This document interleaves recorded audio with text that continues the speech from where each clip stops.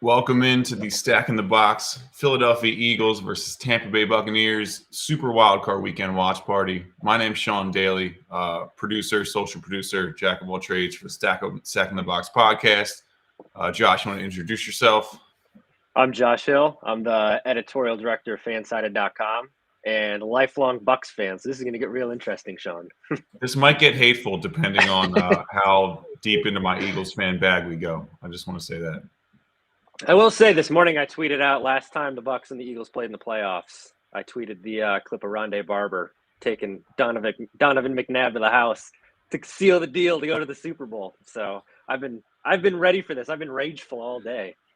Yeah, it's nice. I pointed this out beforehand that we both have 2000s jerseys on because it's the last time that we played in the playoffs. So that's a nice callback. In the chat here, I also I like the first comment I see. I agree. This is one to be the first upsets in the playoffs. Love that. Love this energy in the chat. Thank you guys for tuning in. Matt Verderam fan page. Always good to see you. Brian Parr. I will say I had a dream the other night that it wasn't the Eagles that the Buccaneers are playing in the playoffs, but they lost like the 54-51 to the Bears. So I don't know if that was like me reliving that game that they lost to the Bears last year, but I woke up in a cold sweat. It's like, oh God, is this going to happen? So I've been trying to like manifest a win, although the Bucs should win. Like they're the 2 seed. You know, no offense to the Eagles, but I feel like they're the significantly better team. I will say the Eagles run the ball really well, and that freaks me out a little bit, which is weird because the Bucs, it seemed like nobody could run against them earlier in the year, and now here we are. It's like I'm worried about Miles Sanders. Like I shouldn't be worried about Miles Sanders. Yeah, I mean, your issues are injury related, correct? I mean, Yeah, you get Levante David back today. Who knows how healthy he'll be? We know your secondary has been decimated by injuries. I think the one thing that's going to end up being the Eagles. Oh, am I frozen? No, you're good. Okay, cool. The one thing that's going to end up being the Eagles' downfall is the fact that our defense can't get pressure.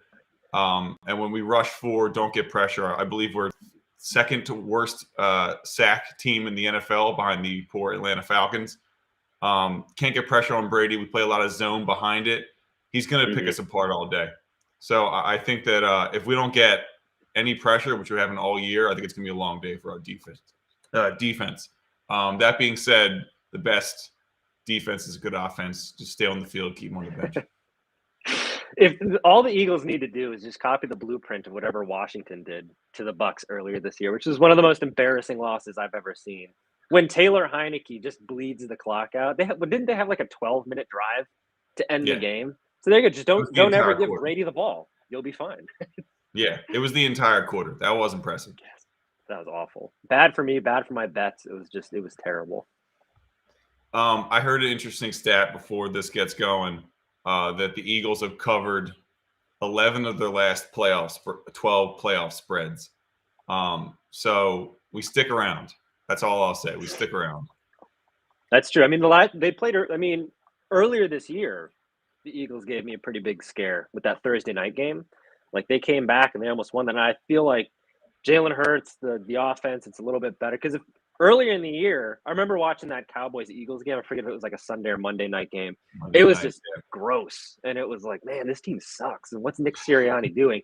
But I'll give them credit. They stuck to it, and they seemingly figured it out. And now here they are playing on Wildcard weekend. And you go back to that Dallas game, if you told me that team was playing in the Wildcard, I would laugh at you. Then if you told me they were playing the Bucs, I'd be like, well, first round bye. I'll take it.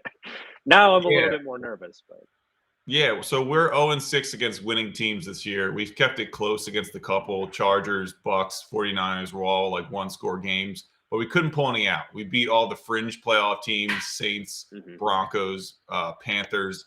But after a Week 7 blowout loss against the Raiders, we switched our approach, and I believe we led the league in rushing from then to the end of the season. So it's good to see a first-year coach overhaul everything and just be like, all right, this is my bread and butter. We're either going to go out in a flaming ball of ash, or we're going to run the ball. And I believe we led the league in rushing yards and rushing touchdowns by the end of the season. So it's a nice turnaround. Yeah. Well, how do you feel about Nick Sirianni? So because you're the diehard Eagles fan, and I was kind of underwhelmed by that hire, just from like a totally outside perspective. I was like, all right, you've got Jalen Hurts, you can go and get like a good offensive guru or somebody to come in and kind of develop him a little bit. And I guess Sirianni was kind of that guy because you always want to find the next up and comer. But what do you feel about him after having a season full of Sirianni-ness? I think his start was goofy, to say the least, with that press conference. He's been goofy since with a bunch of like flower metaphors and things like that. But it's not if you win the press conference, as we saw with Brandon Staley. He wins a lot of press conferences and lost a lot of key games.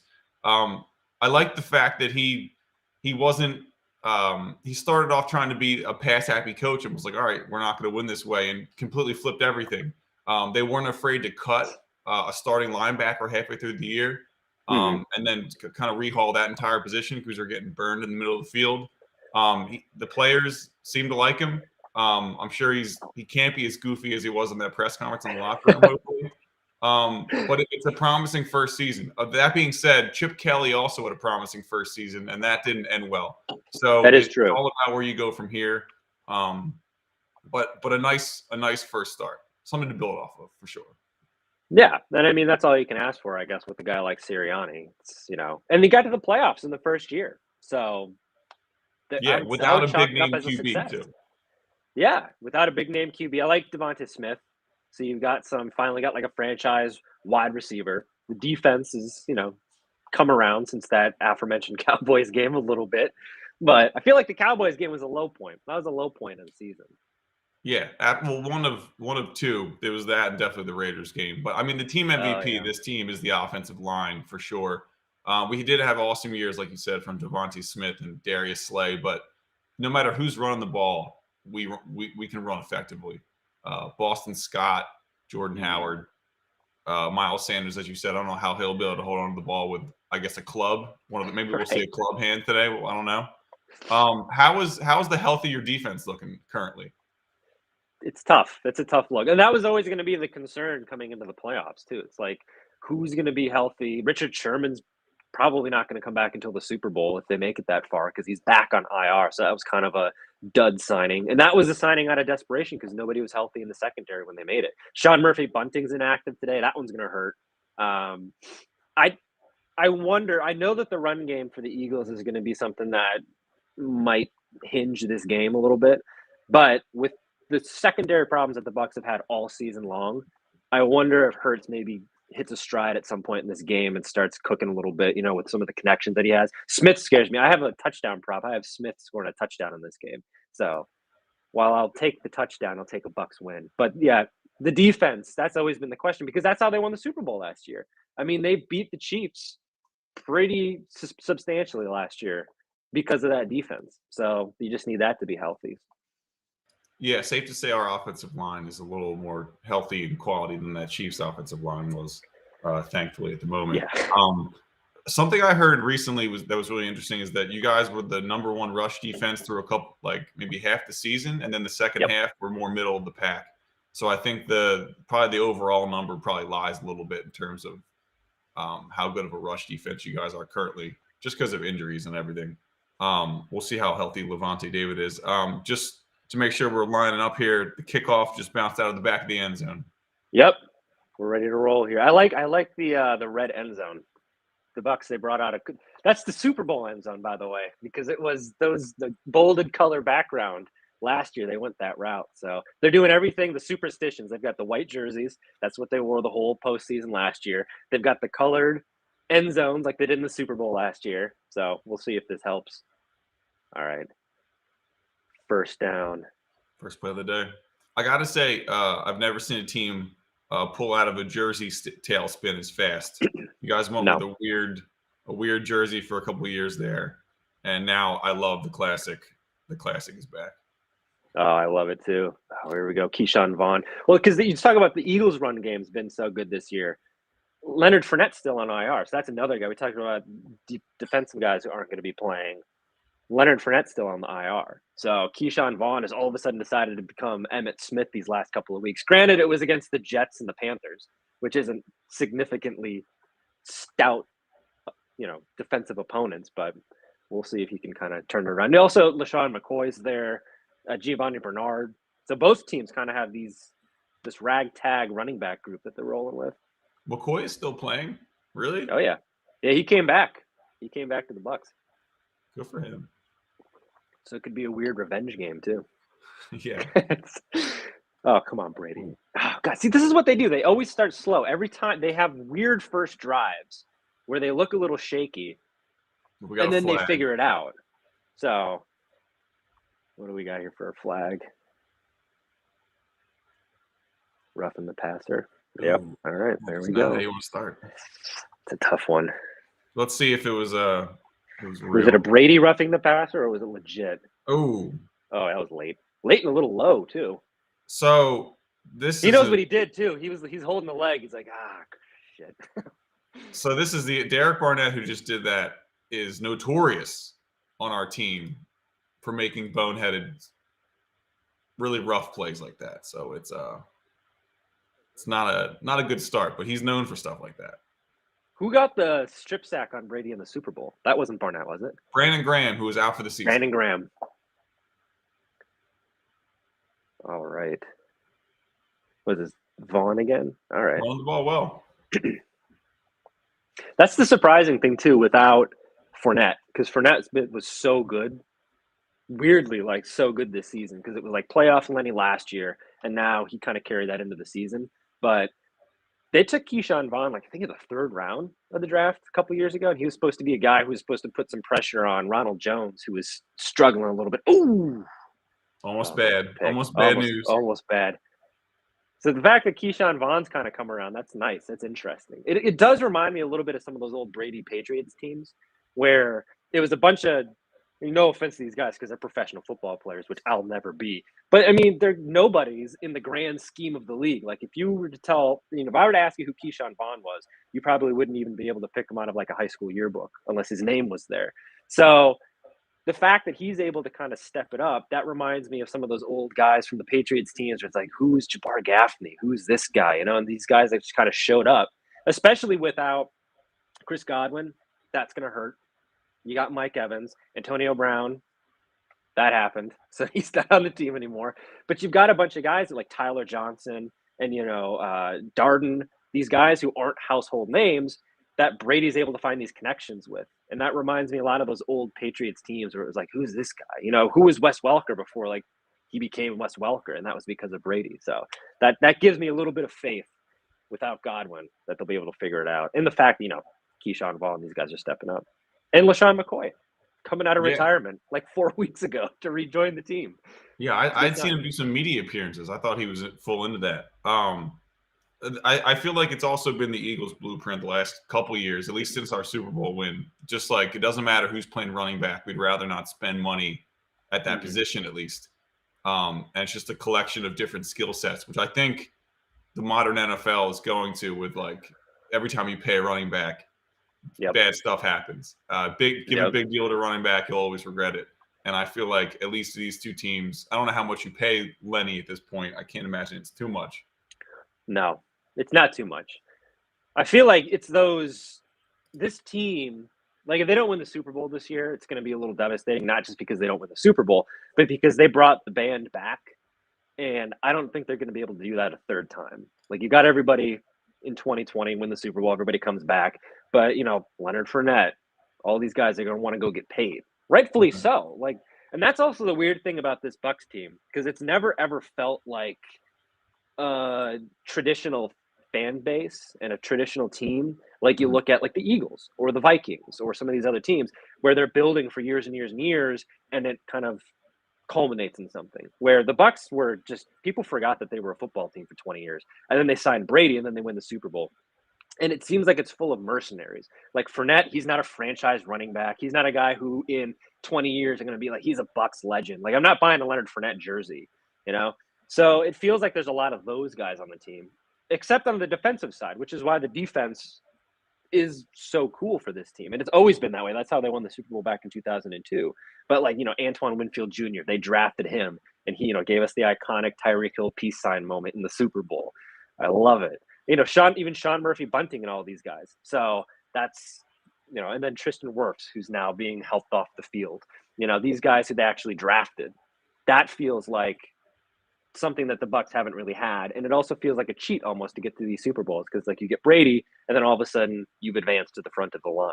Whereas like the Eagles, you're drafting Hurts, you're drafting Smith, you're hiring Sirianni, and you're building something. It feels a little bit more authentic in a way. So to that point, the Eagles somehow have made the playoffs with 6 different QBs over Brady's career so far. So it doesn't matter who's playing QB. We'll scrap our way there. Interesting so it's unfortunate. Wirfs, you said, was carted off the field. That was who got hurt. Yeah, he got helped off the field. Looks like it was like a knee thing. That's tough. That's huge. If they don't have him, he's like Brady's protector. Like he's an all-pro. Like he's in his second year. He's like an all-pro. One of the best offensive linemen in the league. So you lose he's him. The best right tackle in the NFL because he got first-team All-Pro. The second best right tackle in the NFL, Lane Johnson of the Eagles. So we got the 2 best right tackles in the NFL in this game. Only one of them's playing now, so that is unfortunate. Well, I mean, if we ever get on the field, it's only been like 2 minutes too of actual game time, and it feels like it's been a lot longer than that. Yeah, well, I mean, Brady's going to pick apart our zone because even we sent pressure that last play, and no one got anywhere close to home. It's going to be a consistent theme here. Oh, all right. Oh, is that Bernard? There we go. Another first down. Giovanni Bernard. That's the other thing too. Like some of these guys, it's like you played fantasy football over the last couple of years. You remember their names, like Giovanni Bernard. I remember him specifically from fantasy football. It's like, oh yeah, now he's on the Bucs because it's like there's something useful about him. Brady saw something in him, so. I have a friend who jokes about former players in the Sixers being Sixers legends from the trust the process days, and I think it's safe to say that Giovanni Bernard is a Cincinnati Bengals legend. Oh yeah, the old Andy Dalton years, Marv Lewis. Exactly. Oof. All right, come on, first down. 1st and 10, passing the ball. All right, there we go. Brady set a league record with the amount of completions, correct, this year? I think so, yeah. He has a bunch of crazy stats, which is why they're talking about him as MVP. He won't win. Like Aaron Rodgers is going to win MVP because it's mostly a narrative award. He takes stats out of it. I mean, they give it because of the narrative, and I think Aaron Rodgers has had the better story this year. But yeah, Brady's had a phenomenal year. I think he was better last year, but I don't know. And then like he just hit OJ Howard. We're going back to talking about these guys who just like plug and play and they fill in. Oop, Cameron Brate. All right. Another first down. Just keep chugging along. There we go. The Eagles allow the highest completion percentage in the NFL in the regular season. So this is par for the course. That's a tough matchup. Oh. This is where Brady goes to Gronk, usually. Okay. You've got Gronk and then he touchdown props. Ooh, look at that block. That is nasty. Little Donovan Smith. Penn State, I think. I think so, yeah. All right, here we go. 1st and goal. Yeah, Brady's 6 for 8, 35 yards. Not a bad drive. There we go. Keyshawn Vaughn again. It's interesting that they don't have – that was Keyshawn Vaughn, right? Yeah. The running back, yep. It's interesting that – because Ronald Jones has had some injury problems. I don't know if he's active or not today.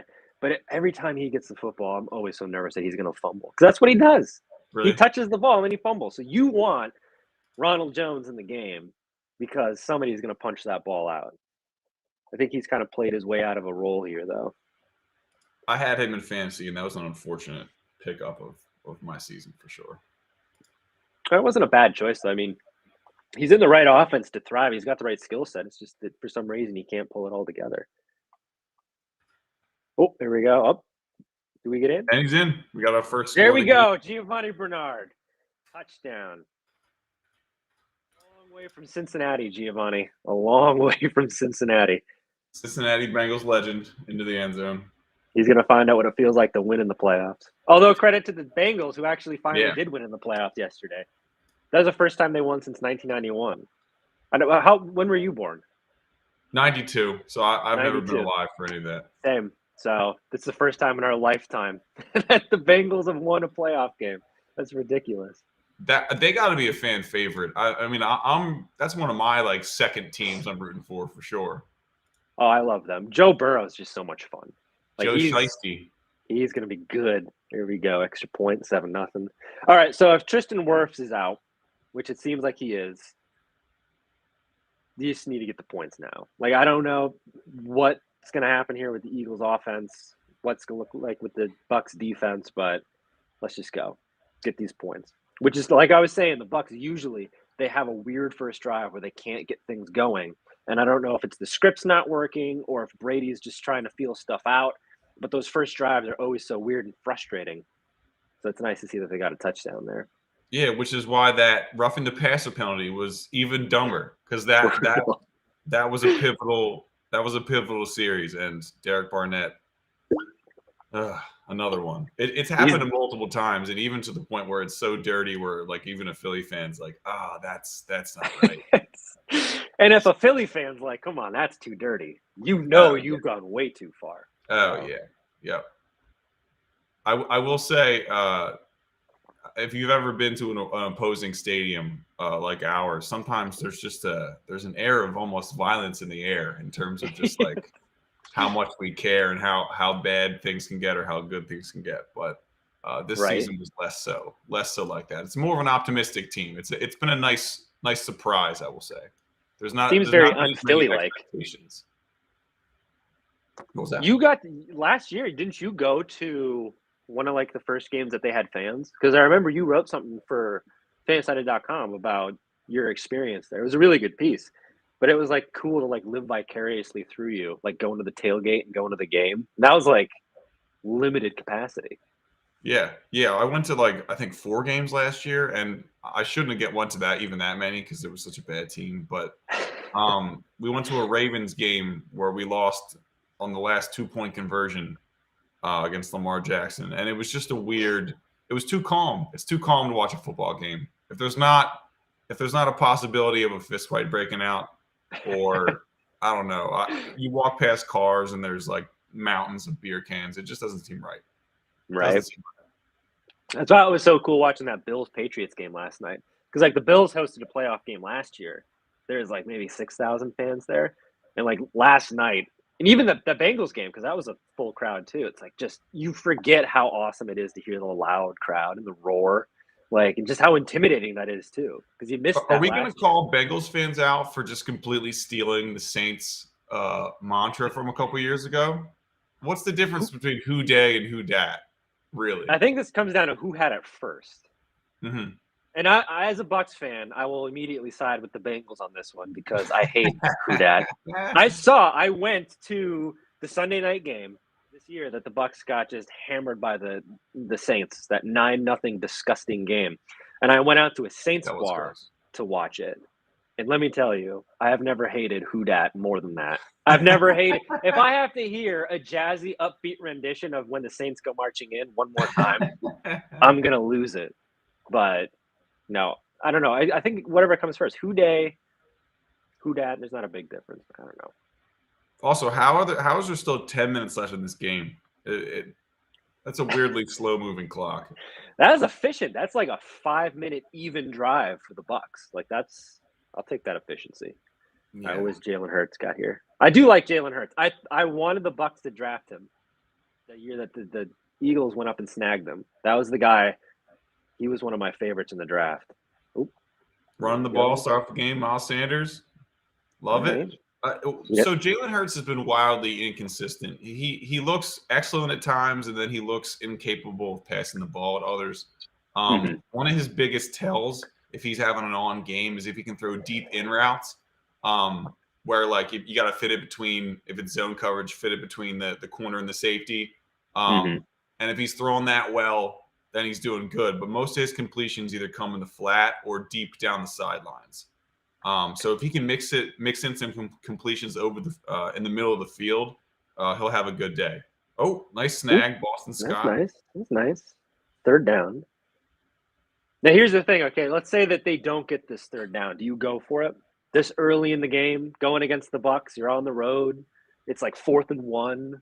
No, we learned from Brandon Staley. There's a long game to go. I know it could get bad fast against Tom Brady. I get that.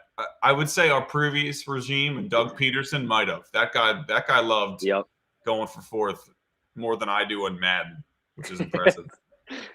It also sends a really weird signal to the Bucs too, because it's like, let's say even if you do get it, if I'm on the Bucs sideline, I'm like, these guys are desperate already, and it's the first drive, and they're like playing scared that they need to get the first down. Oof.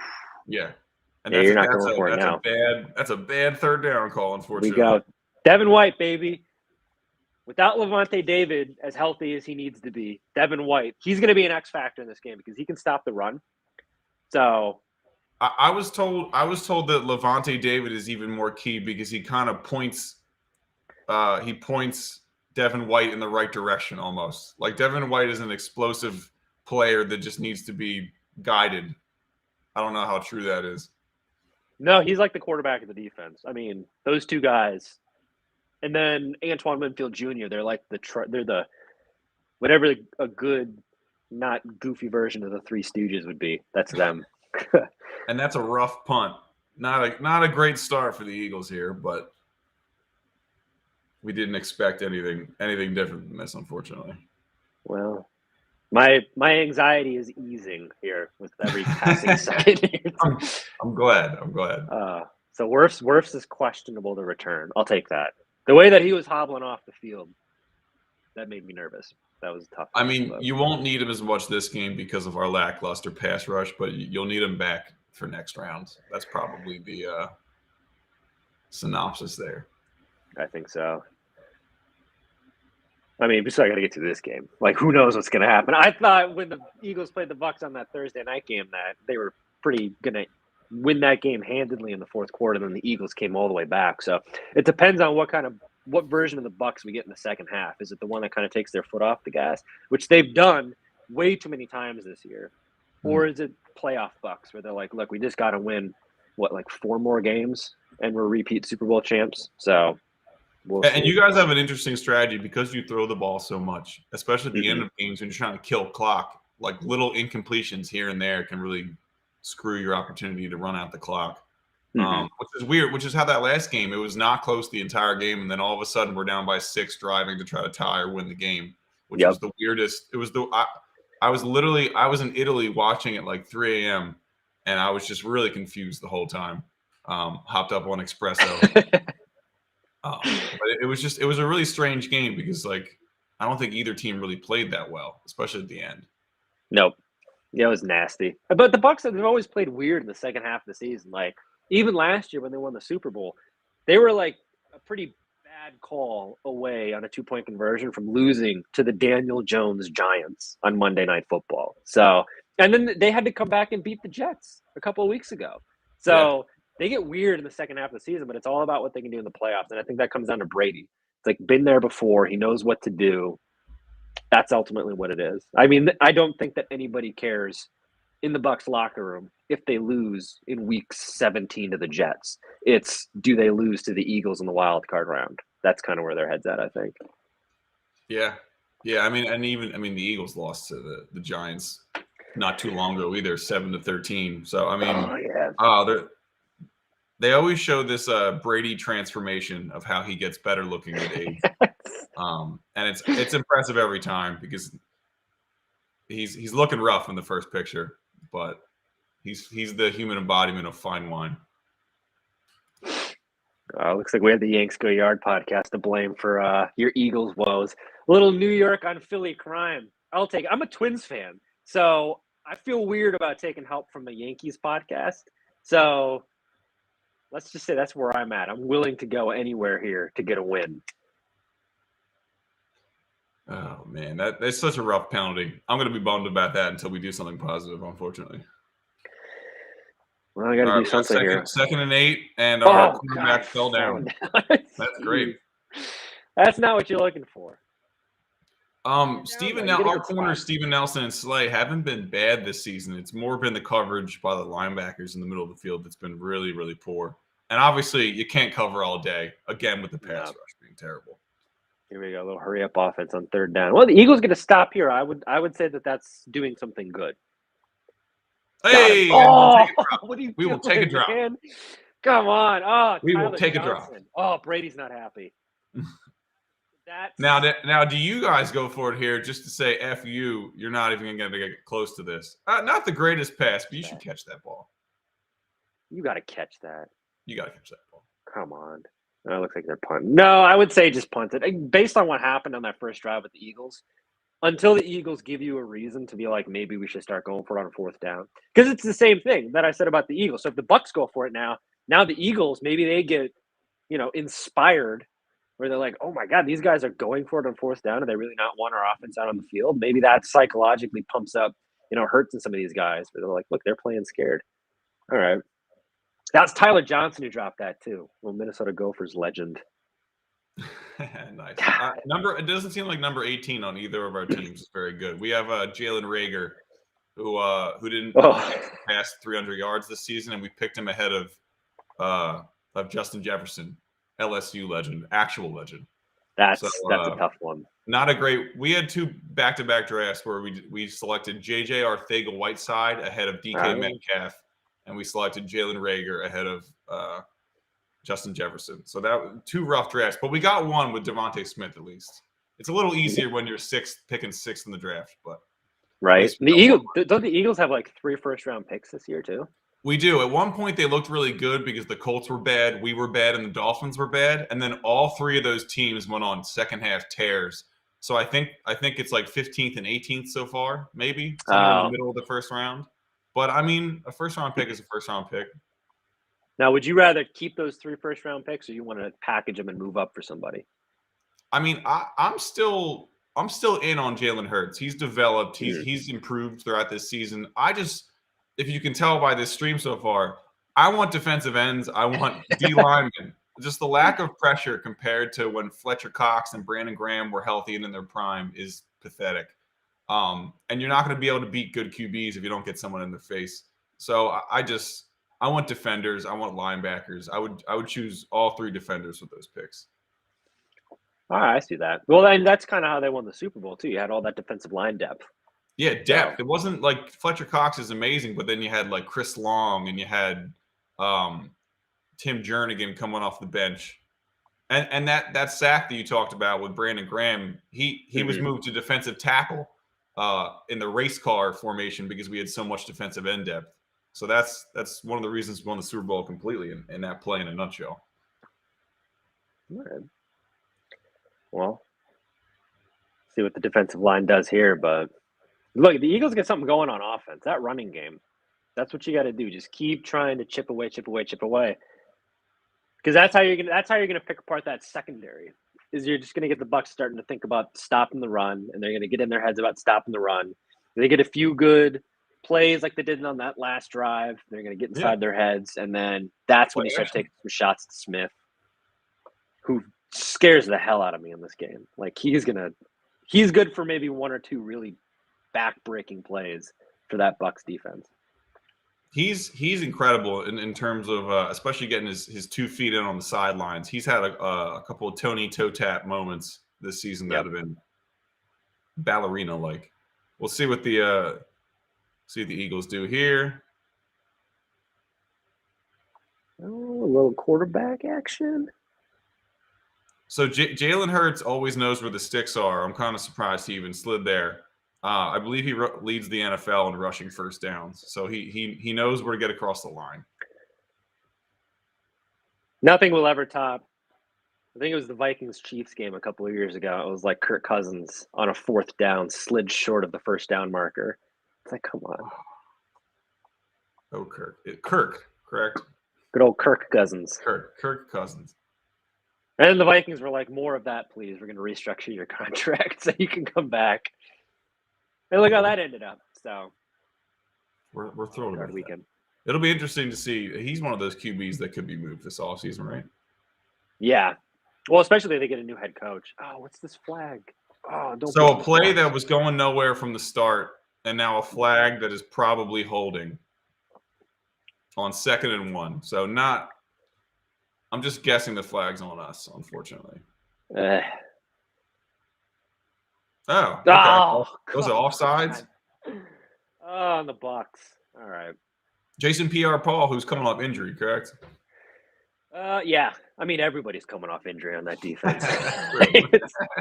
they were about to call the two of us in to play secondary for that team. So, come on. Yeah, I was, for all my merits as a high school athlete, I got burnt in coverage more times than I can even want to admit. All right, let's go. That's actually a smart play by Hurts because I think he saw there was no play and then he saw the flag. He was just like, forget this. Don't take the hit. Don't try to do something stupid. Ooh. Oh, I like that. There you go. Moving in the wrong direction. A rough play there. Someone with on a couple blocks. It looks like not that we've been completely predictable, but they know we're going to run the ball. So stack the box, get off a block. Well, Todd Bowles loves the blitz too. So that could end up becoming a problem at some point in this game. I mean, has Hurts thrown a pass yet? So far, all runs. He's 1 for 1 for a single yard. Jones-esque performance going on here. Oh, there we go. A little play action. See, but when it's second 15. Miles Sanders catching the ball with a broken hand. Good sign. Excellent sign. He's had a case of the drops every once in a while this year, and also has fumbled a couple times. So I'm worried about his ball security with 1.5 hands. All right, 3rd and 9. That's tough. This is a tough spot for the Eagles. You don't want to be in 3rd and long as this team, and of course we're here. So just got the blitz here. All right, you got trips left. But man, you convert this. That's a nice little confidence booster. That's a win against this defense that you want. Oh, another Hurts pass. Oh, he's got nothing. Oh, almost. Rolling to his left, throwing to his right, almost throws a pick. Oh, man. There we go. Going back to the conversation about the Bucs not drafting people and just kind of falling into Tom Brady. Jamel Dean's a guy who they drafted. For the first couple years of his career, I was extremely frustrated watching him play football because it was not pretty. He was not good. But it's nice to see that these guys kind of developed. So that's why I was saying the defensive side of the ball. That's the bread and butter for the Bucs. Like that's the pride and joy because those are the guys that were developed. Sean Murphy Bunting. I keep mentioning Antoine Winfield Jr., but like he 2nd round draft pick. So Jason Light invested a lot in this defense, and it's really paying off now.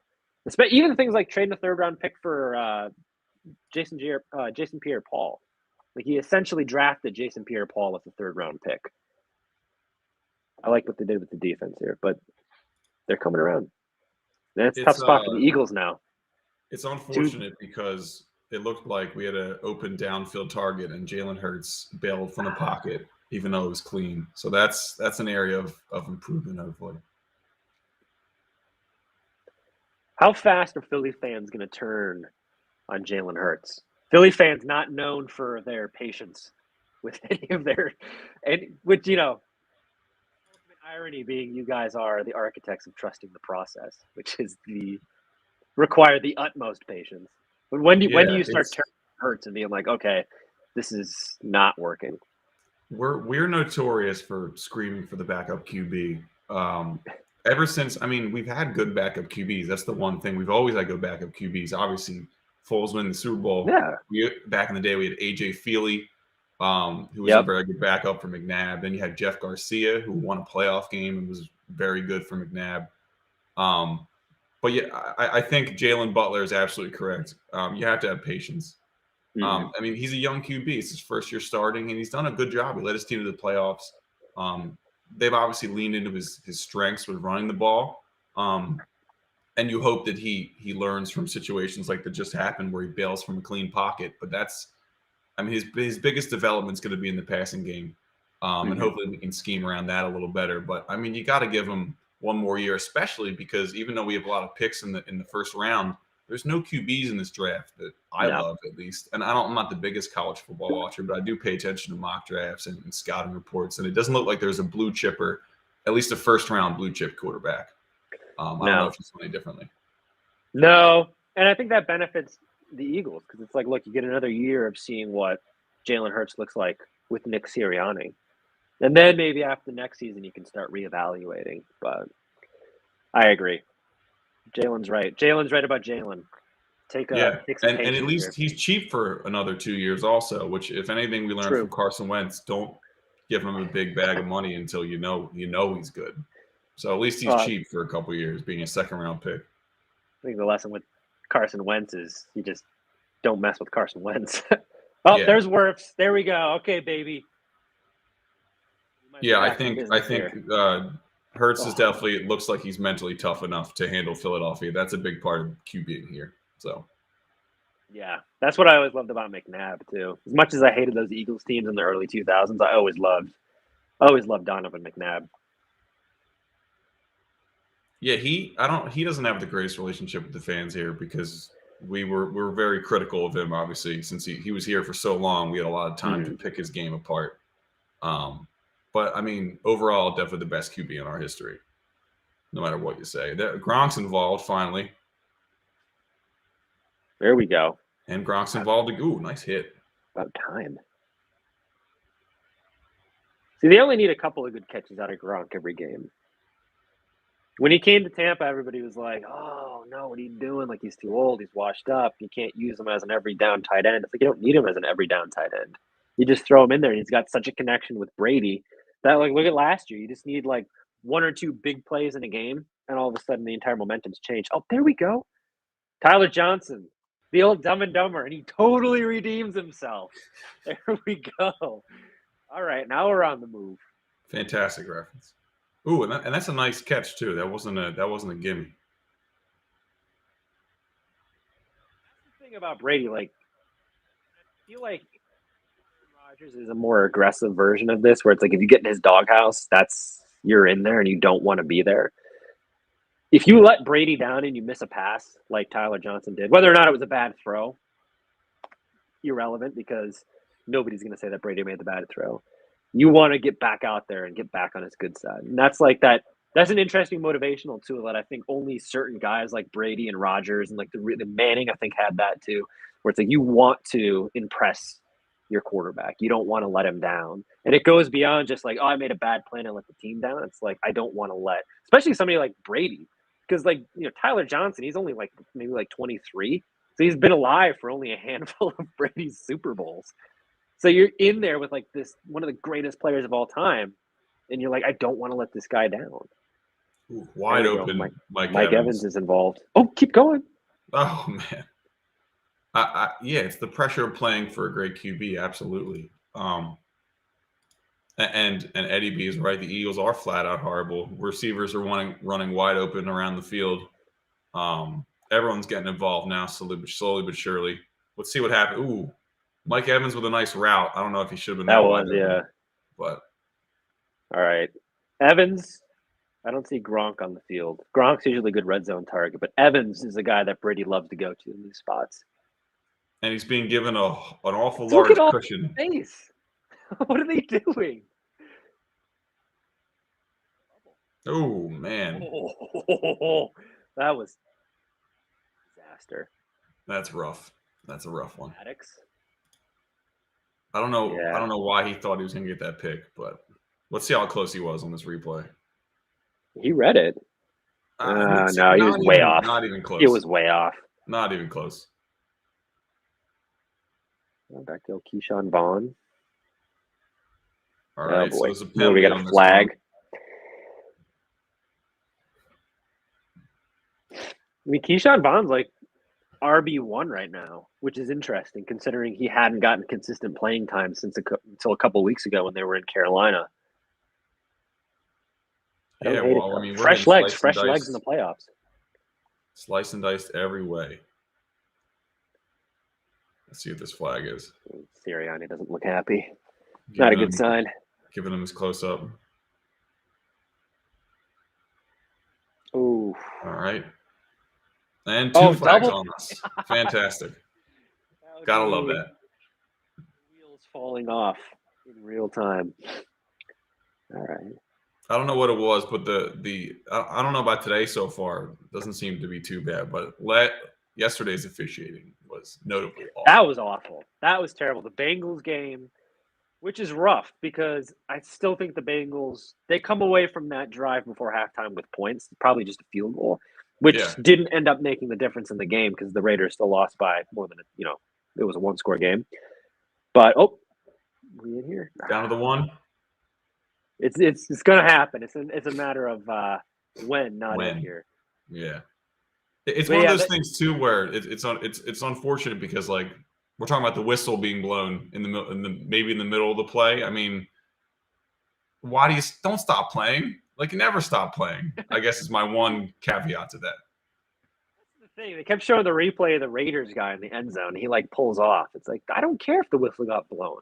How many times has a fumble happened or the ball's loose and guys pick it up and run it back regardless of if a whistle's being blown or not? Yeah, just in case. So never give up. And he's in. Boom, there we go. Keyshawn Vaughn, baby. Game's getting out of control here.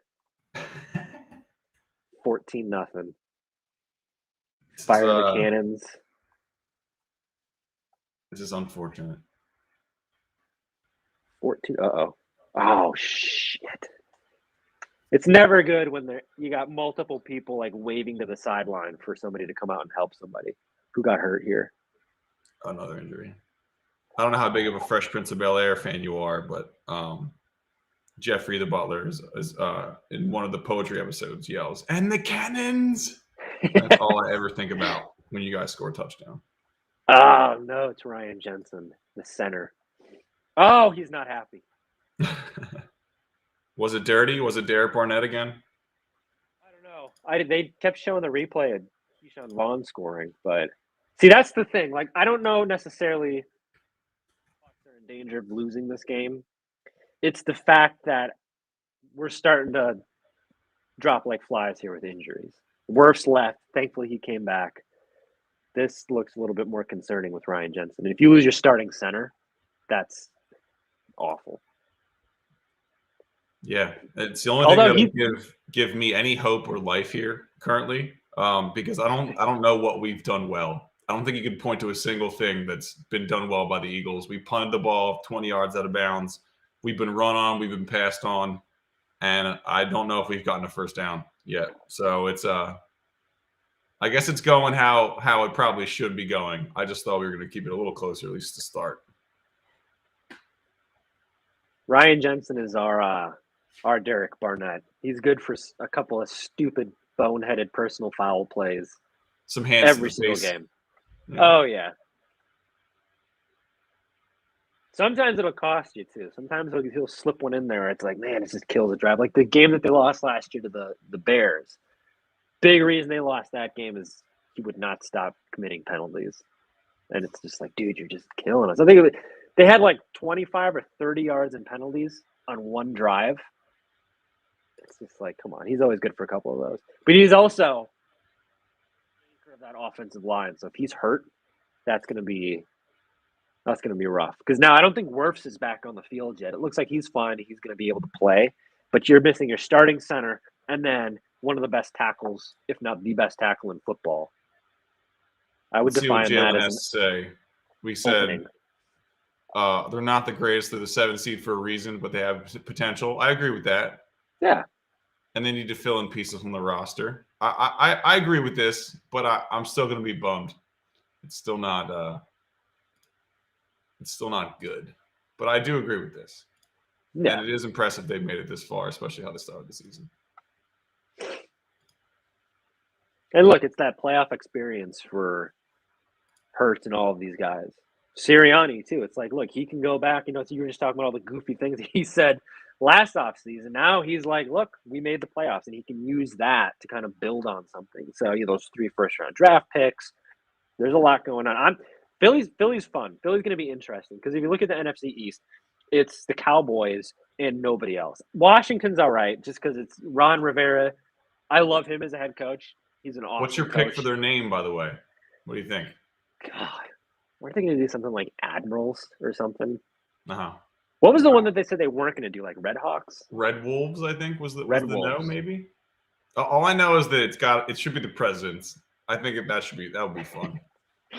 That would be fun. Admirals would be good. Generals, really, you're kind of in the territory though of you're just basically making up Madden create a franchise Right. team names. What was the replacements? What was the replacements name? The Washington Ooh. was that the Generals? I think it was the Generals. Yeah. Just roll I'm with kind of that. copping off of a Keanu Reeves movie, which I guess isn't the worst thing in the world. Jalen with a lot of good points here. Tampa Bay's attrition is worrisome, if not for this game, but for next game. Yeah, that's what I'm concerned about. Is like, do I think they're going to lose to the Eagles? At this point, my anxiety is evaporating rapidly. It's okay. They're going to have to play if everything breaks the way everybody's expecting it to this week, and they're going to play LA next week. Okay. In LA. So, oh no, they're coming to Tampa. Never mind, because we're the 2 seed. And Worse is walking though, right? Worse looks like at least he can stand on 2 feet. Worse was back. He was doing some drills and stuff. But I would say at this point, keep him out until you need him in there, because you're up 14-0, and this is all about next week, you know. And it's you don't want to get too into that where it's like, okay, we're done with this game. We're thinking about next week, because that's how the Eagles get back in the game, and then that's how you end up not playing next weekend because you were thinking too much about the Rams and you didn't think enough about the Eagles. But if there's no Jensen and there's no Worse next week, that's going to be rough. So I agree, Jalen. So we got an excellent comment from Zach. The Washington Generals are actually the team that plays the Harlem Globetrotters. So that's a good call. And I think they've won one game in 70 years. So that's probably a bad call. That's a tough one. I think one of the names, the Washington Go-Go's. The Sentinels is the replacements. Sorry. That's actually a cool name. Sentinels. I dig that. It's a Matrix vibe. Also Keanu Reeves related. I like it. Always in favor of that. Just the Washington Keanus. We got a common theme here of just Keanu Reeves coming back. Yeah. There's also no better way to completely flip the perception of your team from what it was to something positive other than involving Keanu Reeves, who is like probably the most positive person in the entire universe. The one person I think nobody has a single bad thing to say about. The Washington John Wicks. I'm here for it. I'm absolutely here for it. I don't hate it. I actually don't hate Washington football team. Maybe it's just because it's like we've gotten used to it, but yeah, I'd like to say just for the irony of it and like the sarcasm almost, but I think you got to be creative. There's so many names. I guess I just don't like it because the logo is generic. Like I'm all in favor of a nice mascot and a good logo. I'm not in favor of brown with yellow letters. No.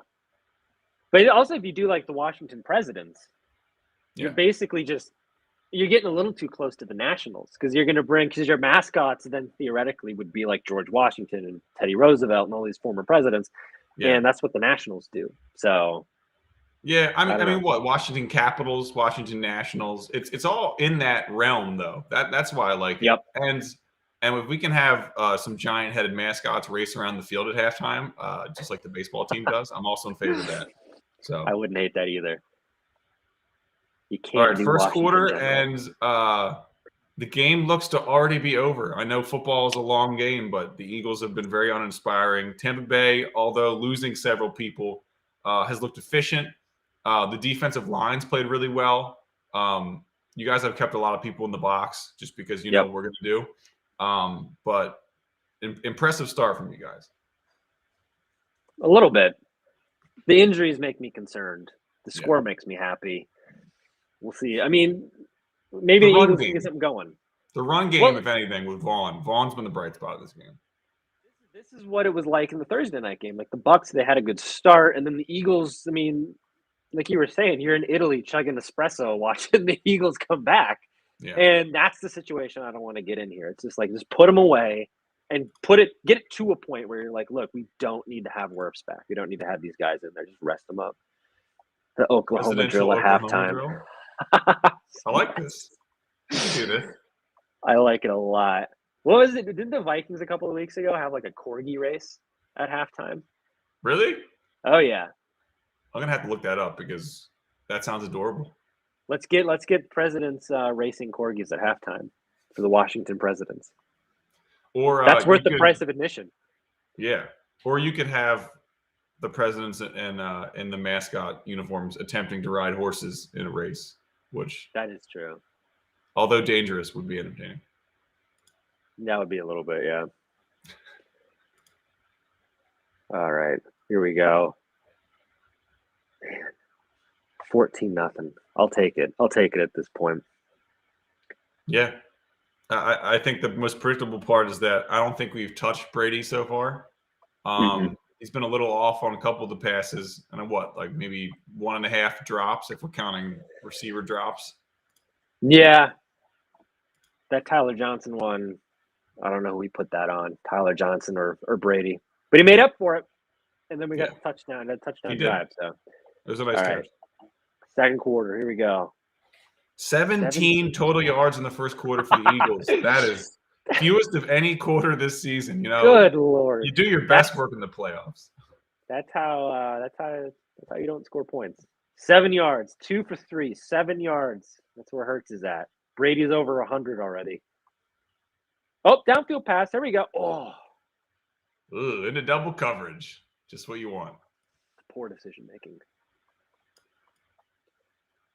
Yeah, 17 total yards is a good way to not score any points in the first quarter. And here we are, 3rd and 8 again. Just where we wanted to be. That's where I like it. That's where I like to see them. 3rd and 8. Got to start converting these. God, you wonder sometimes if coaches are outsmarting themselves on these early down plays. And it's like, if we want to put them in the best position, just sneak it twice and go from 3rd and 6. It could be worse than this. Start putting yourself in a position to convert these thirds down. Oh, God, what is this? Oh, my Lord. Just don't fumble it. Oh, God. Oh, man. Did he plant his flag? Was that the celebration there? I think so. Antoine Winfield Jr., he's good for a bunch of nice celebrations. I like it. The peace sign on Tyreek Hill is still one of the greatest moments of my sports watching life. God, there's just so much pressure on him. What is he supposed to do there?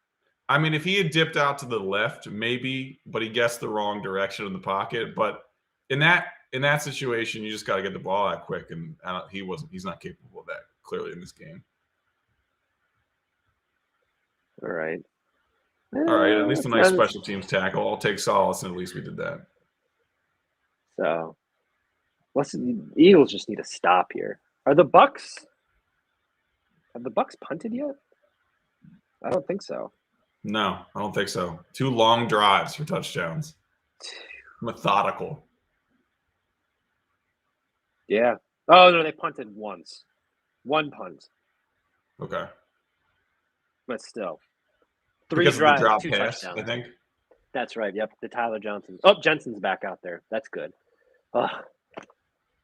So both your injuries have been mitigated currently. For now. Let's see. There's always the potential for re-injury. And then who knows what happens in the week, too. True. Pro Bowler. All right. Then Ryan Jensen's first Pro Bowl of his career. That's interesting. Yeah. Here we go. Well, Hurts has 7 yards. Brady is 12 of 16 for 103. Oh, and we can add a little bit more to that. There's Evans again. All right.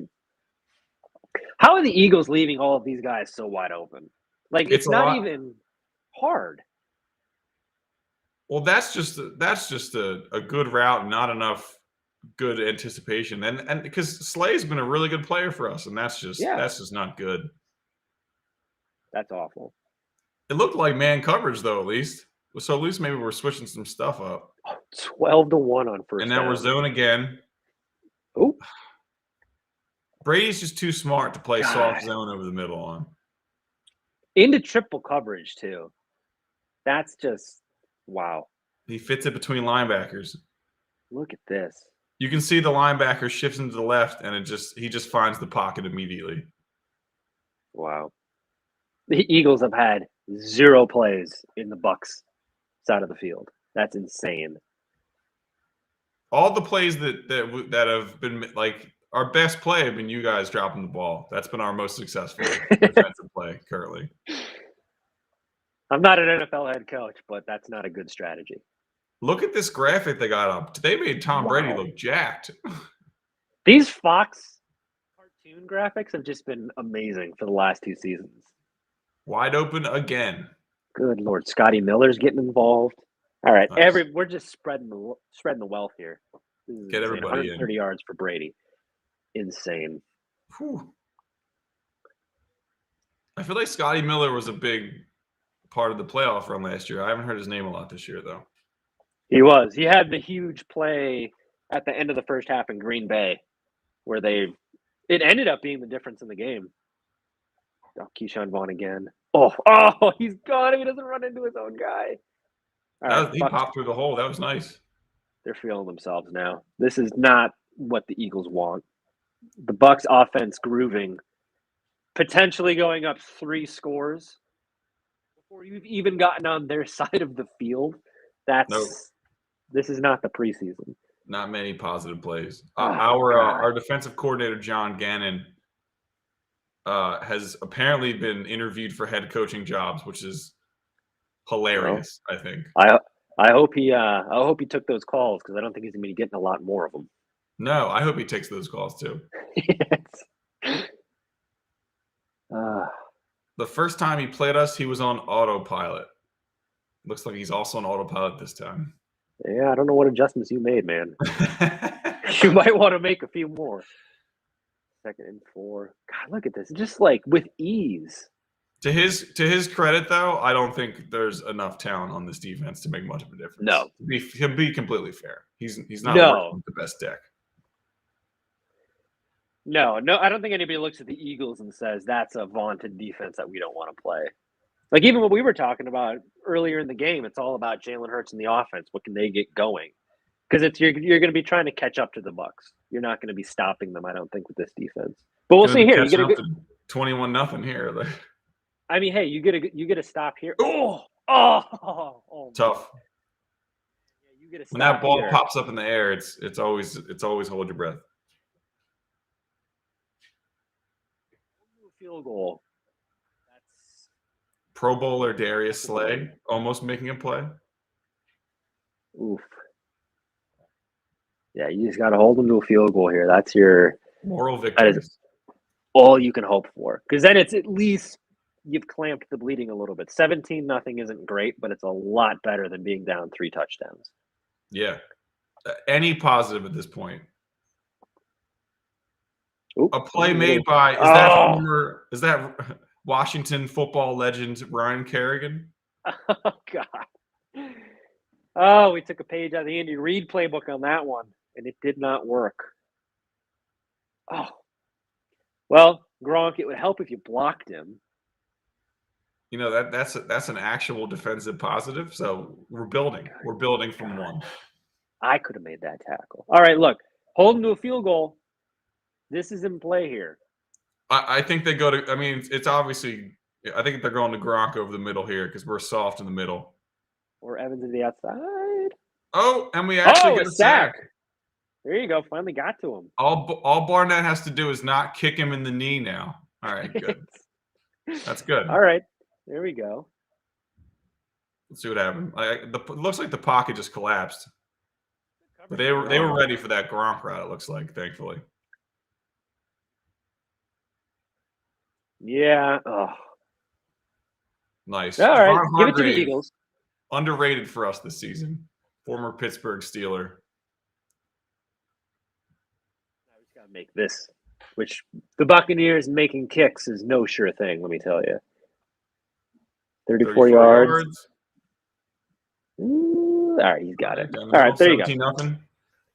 Positives. We're building on positives here. I'd chalk that up to a win. But still, every single time they've gotten down into the red zone, they've come away with points.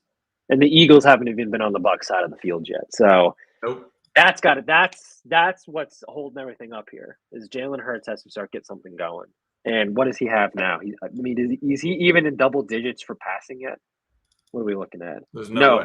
He's got 7 yards. He's 2 for 4 for 7 yards. That's why the fact that it's only 17-0, that's a victory in of itself. Yeah, it's unfortunate because that last play they blitzed, but it's been clean pockets. He just has to stay in there and maybe try to throw the ball downfield. Maybe go for the Derek Carr approach and attempt to get a pass interference downfield. The old Joe Flacco. I'll throw it. I'll underthrow it, and then maybe you get a face mask down there.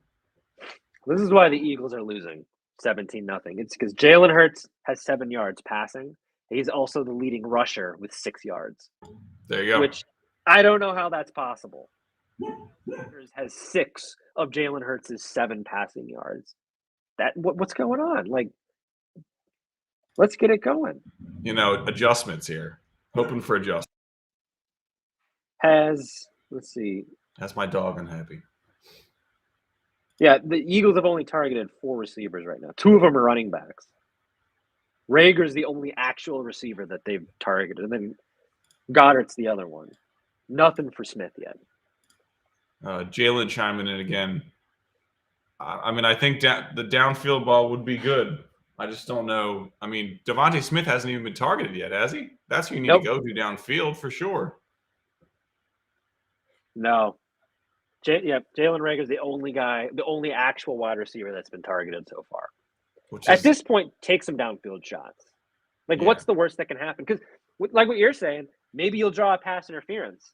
Yards are yards. Yeah. It doesn't matter how you get into the Bucs side of the field. Just get there. Devontae Smith has gone up over people a couple times this season. He's not a big guy, but he will catch contested balls. So go for it at least. It's definitely unfortunate. All right. 17-0. Joe Shiesty with his first playoff win in 31 years. I'm a big Joe Burrow fan at this point. And if the Eagles continue this, that's my new team. Gotta be. There's a lot to love about the Bengals. I will say the Bills' playoff run feels a lot like the Bucs Super Bowl run last year. With the Bucs, they retired Drew Brees.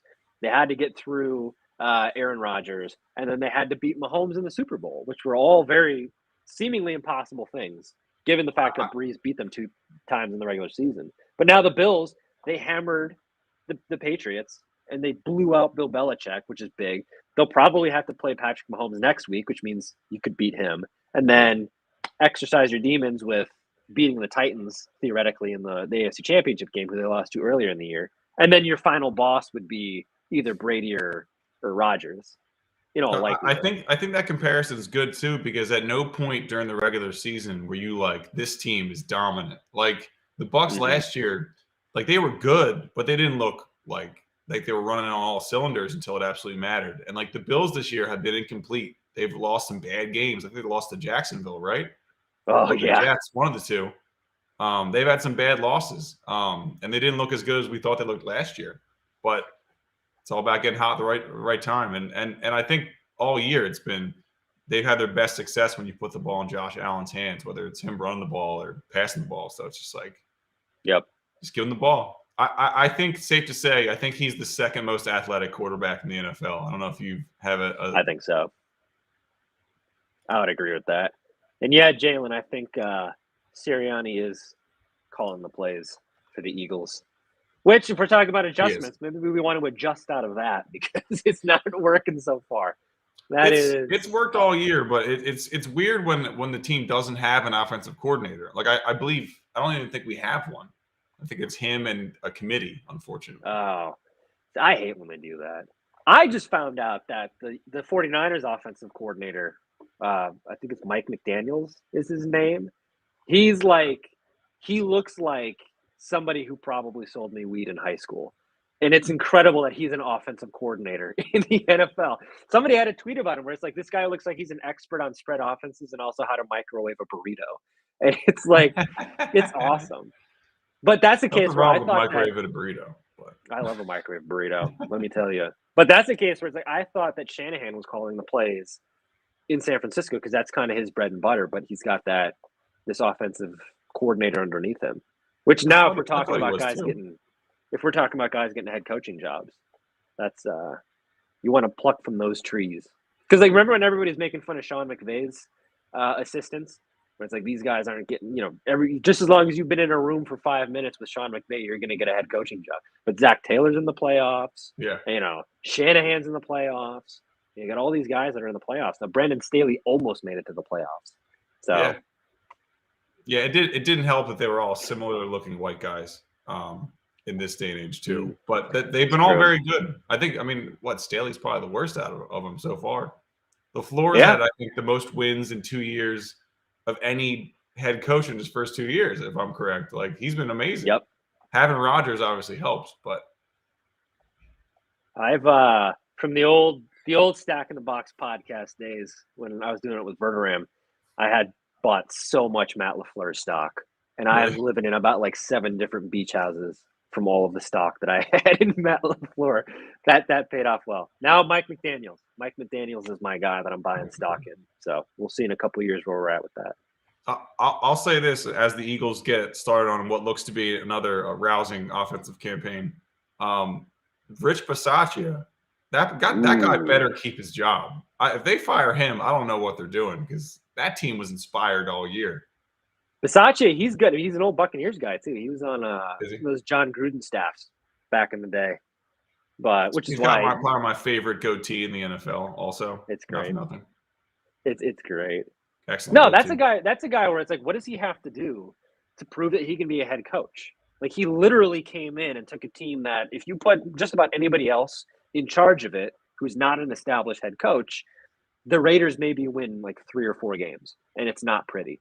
They don't make the playoffs, and they are definitely not in a position to then win that playoff game on the last drive of the game.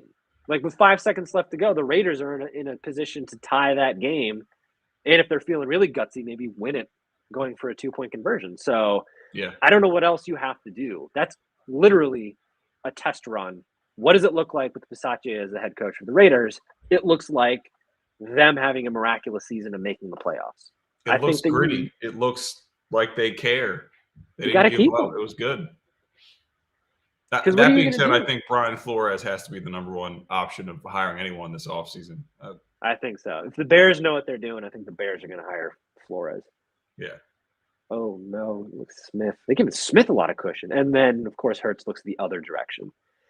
All right. Positive yardage. Smith is at the bottom of the screen, wide open with cushion. Your first look is you immediately go to Gainwell to the other side of the field. For what? Maybe a couple of yards? Now it's 3rd and 7, which, again, that's the theme. 3rd and 8, 3rd and 9, 3rd and 7. Like, what are we doing?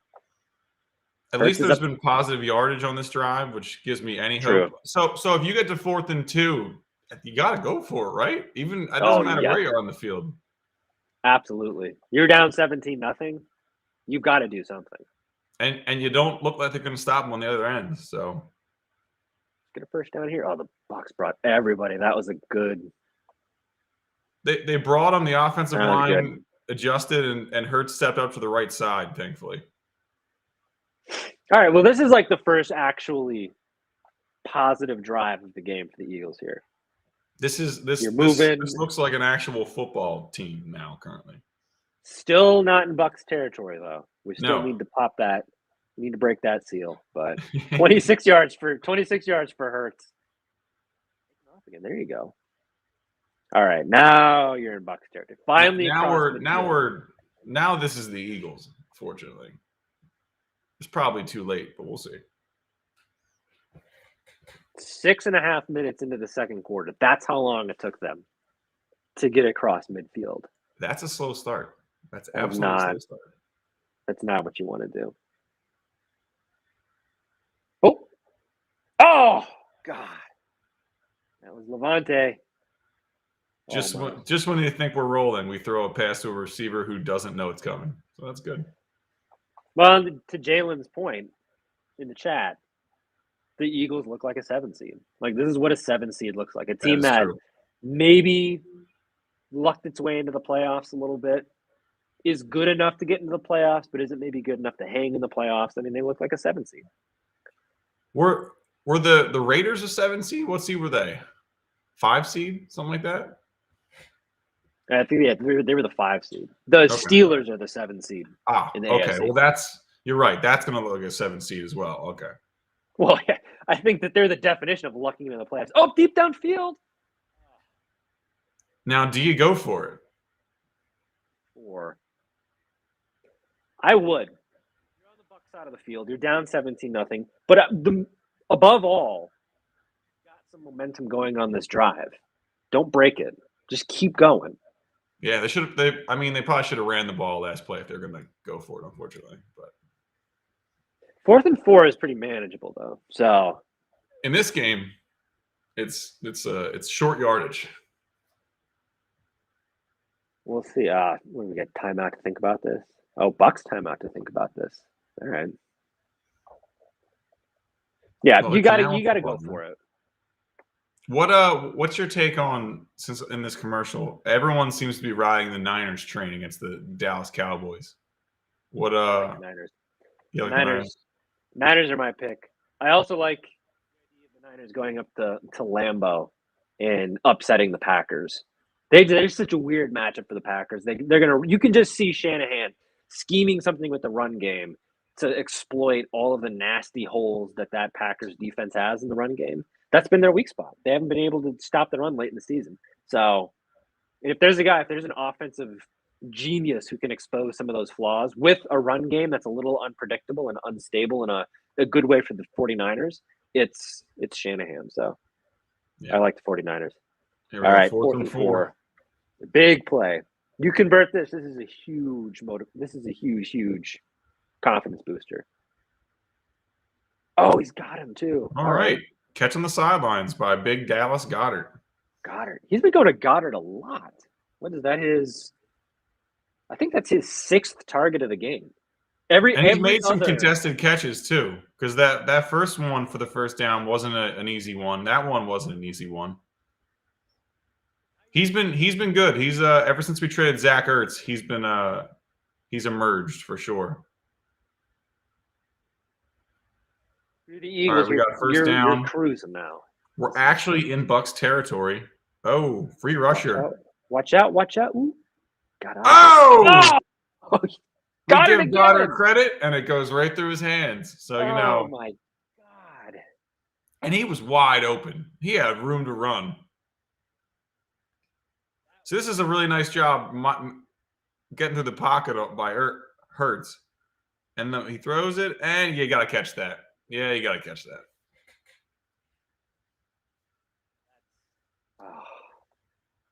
Real quick, just to finish the Dallas Niners prediction, I think with that amount of defensive talent that Dallas has, Mike McCarthy should probably be fired if they lose. I think so. Here we go. What do we got? 2nd down. Nope. You want to go the other direction? All right. So we got a nice 3rd and long coming up here. Nice 3rd and 12 again. Fantastic. Pretty good job stopping the run by Devin White and the Bucs defense so far. We were talking about it earlier. That was their bread and butter at the beginning part of the season. They were able to stop the run really well, to the point where Bruce Arians kind of, tempted everybody to run the ball against them, and we saw what happened with the normalization of that DVOA that they got going. But with the Cowboys, I'm all for a Mike McCarthy revenge game in Lambeau. Nope. All right, we got 2 yards. What was the idea there? Couldn't tell you. Now, depending on our field goal kicker has been pretty good, Jake Elliott. I don't know if you kick this because it's a pretty long play.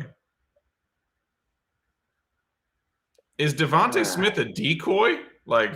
Oh my God! Right? They not a single target yet. All right, 4th and 10, and we're going for it. This is bad. This is what the Bucs want. This is what the Bucs want. You stop them here, we might have to stop the fight before halftime. Oh, almost got the pick. And he goes to Jalen Reagor, who's by far the worst receiver on our team. This has not been a great decision making half for idiot for Hurts so far. Off on the field. Oh, what are you doing? Helmet off on the field. You can't do that. So now, is that a first down, or is that still your ball and then a penalty? I mean, it happened after the play, so a personal foul. Oh my God Oh, Almighty! wow. How stupid do you have to be? Come on. Oh, man, that is rough. And we see Richard Sherman in street clothes behind him. Oh, Carlton Davis. That's another guy who, I was talking about Jamel Dean, one of those guys they drafted a handful of years ago to kind of build this defense. But God, Not a smart move. I honestly I don't understand how that's still our ball because it happened after we turned the ball over on downs. I mean, we had the conversation earlier in the stream. Are we really surprised by bad officiating or confusing No, but like officiating? that's by the book. So I don't know if that rule in and of itself makes any sense. Yeah, that's a dumb one. But at the end of the day, keep your helmet on. Just keep your helmet on. Yeah. What are you doing? Yeah, that's unfortunate. The Eagles deserve to have the ball after that. That's just dumb. I'll take it, but even if we score here, I still feel really bad. That's the type of thing, though. Like you just don't want to let the Eagles back in the game. Don't give them any ounce of hope that they can get back into this game. Yeah, because if we score and then somehow get a stop, it's still a game. Not much of a game, but it's still a game if that happens. So he was he was just trying to show off his grill. Absolutely.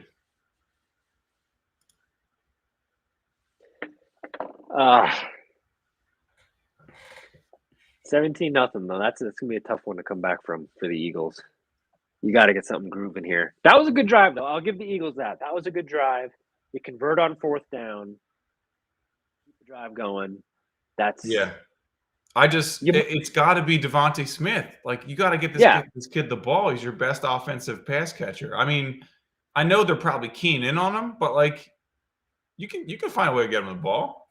I mean, right now it's look at the stat sheet. The only receiver that the Eagles apparently have is Dallas Goedert. So he started throwing it to somebody else, and he dropped a ball that went right through his hands. So it's that was a drive extender. That was tough. That's at least 3 points that he left on the field there by not catching that. I agree. All right. I will say I think the one positive for us as it's been all year, I think our offensive line hasn't done a terrible job in pass protection and picking up blitzes. No. All right. Looks like the Bucs kept the ball, so that's good. I feel less upset about the taunt. Oh, so it is all right. So that makes more sense. It is Bucs ball. Yeah, after the play makes sense. That's what I thought. That would make no sense if that was how it went. Okay. All right, first down, actual run stop by the Eagles defense. All right. We're coming up on 4 minutes till halftime, though. So and Wirfs is back in, even though he has a noticeable limp. He's in the game. God. Whether that's smart or not. Well, that's the thing. It's like, do you really need him in the game at this point? If they score on this drive. It looks like an ankle. They showed his ankle, which was heavily wrapped. Yep. Better than a knee, for sure. Yeah, just like the Bengals do anything to get Jamar the ball. You got to get Devontae Smith the ball. Even if it's just throwing it up to him in single coverage, which I know he's not seen a lot of probably, but they're showing the double team on Fletcher Cox. No one else is getting any pressure. Yeah, Wirfs is hurting right now. Yeah. If I'm the Eagles, I'm going at him. He's still the best tackle in football, but yeah, maybe run a stunt to his side. I don't even know what percent he's at. I don't know what he's doing. Force him to move laterally a little faster. Oh, got Brady. There you go. So just as you said that, Washington legend Ryan Kerrigan pushed his way through Wirfs, and now he's staying down. Yep. Get him out of there. It looks like you were right. Why are you doing this? Ooh, that is a nice move by Kerrigan, but obviously he's playing it much less than 100%. Yeah, get him out. Send him to the locker room. He's hobbling bad. That's not. Get him out. No, Send him. Linemen are Send him. tough as hell. I will say that. Like the They fact are. that he clearly can barely walk and is like, get me in there. But dude, it's the wild card game. Like, you don't need to be in there. And I get it. And you're up by 3 scores. Absolutely. I love the drive. I love the gutsiness. But my dude, think about the big picture here. But hey, Eagles got a big stop here.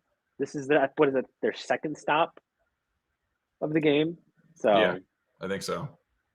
Get and something that going. was kind of, we got through, but that was because they put Wirfs back in directly because of that. Yeah. So like get 2.5 minutes for halftime, get something going here. Ooh, that's not what you want. All right, 40-yard line. We need a drive here. You need points. I'll take points. You got to get something. Is it too crazy to say that Terry Bradshaw is the Charles Barkley of NFL media? I think so. Like, certainly not as like just purely amazing, but in the way that he doesn't give a damn what anyone thinks and is just doing whatever at all times. Yeah. No, yeah, he's definitely the Charles Barkley of the NFL. I also prefer the NFL on Fox pregame to the NFL on CBS, but maybe that's just because I've always, Bucks and Eagles. Maybe we're just used to watching Fox more than CBS. Probably the NFC. Again. Oh, here we go with the tight end. Got it again. That's big. That's big. That's nice. Oh, he's still going too. He's on the move. Oh no, a flag. Block. It's going to be a holding on downfield. Oh God, don't be a hold or a block. It's holding on us. There's no way it's not. Blockers downfield. Someone's. Yep. Oh my God. Well. Oh, Kelsey too. Oh, that's a bad call. That's a tough call. That's a bad call. Oh my God. That's a bad call. I'll take it, but like that's a horrible call. And Kelsey doesn't make mistakes like that. Kelsey knows what he's doing. Which is why it was like, oh, they're showing Kelsey. I wonder, and then it's not actually a hold. That's unfortunate. Yeah. So do we get it where the spot? Oh, no, they moved us back. Yeah, that's not good. And now we're to the 2-minute warning. So, well, we said that the Eagles needed to get a drive here before halftime. They needed to get some points. This is the opposite of that. Moving in the wrong direction. Bad holding penalty. Not because Kelsey did anything wrong, but because the officiating this season has just been atrocious. That's just the list of bad calls continues. And they've just been so bad this weekend. Bummer. That one's tough. That's a big time bummer. Because the run after the catch was excellent on that one. I think that's out of our former Super Bowl nucleus that is still here. I think that's the one guaranteed Hall of Famer we have on our team currently. Is Jason Kelsey. No, I think there's some lifeblood stuff going on there where it's like he's a locker room guy. When he leaves, that's going to be a end of an era type of deal. Yeah, we know he can give speeches. That's definitely hammered in one of the best Super Bowl speeches ever. The Super Bowl celebration speeches. That's iconic. There's always some moment that's like the most iconic moment. Like you guys had Brady throwing from the boat. Like there's always something that's like, wow, what a day. So Philly too, because it's like you had to bleep everything out that he was saying. So it's just this, muted screen of this 300-pound guy screaming and pounding his fist on a podium. It's like, oh my God. Mummer's outfit in glitter. Yeah, it's great. So good. It's a good time. Man. I wonder what Thanksgivings are like at the Kelsey household. A lot of stuffing. A lot of turkey. Okay. Some iconic stuff going on there. We get our Manning cast on Mondays. Let's get like a Thanksgiving cast with the Kelseys. Yeah, that's absolutely a. Now I wonder if there's like a third brother, like the Manning brothers, where like he just Just like the normal Kelsey brother. There's got to be one. What Kelsey look like, though? I don't think I'd like that.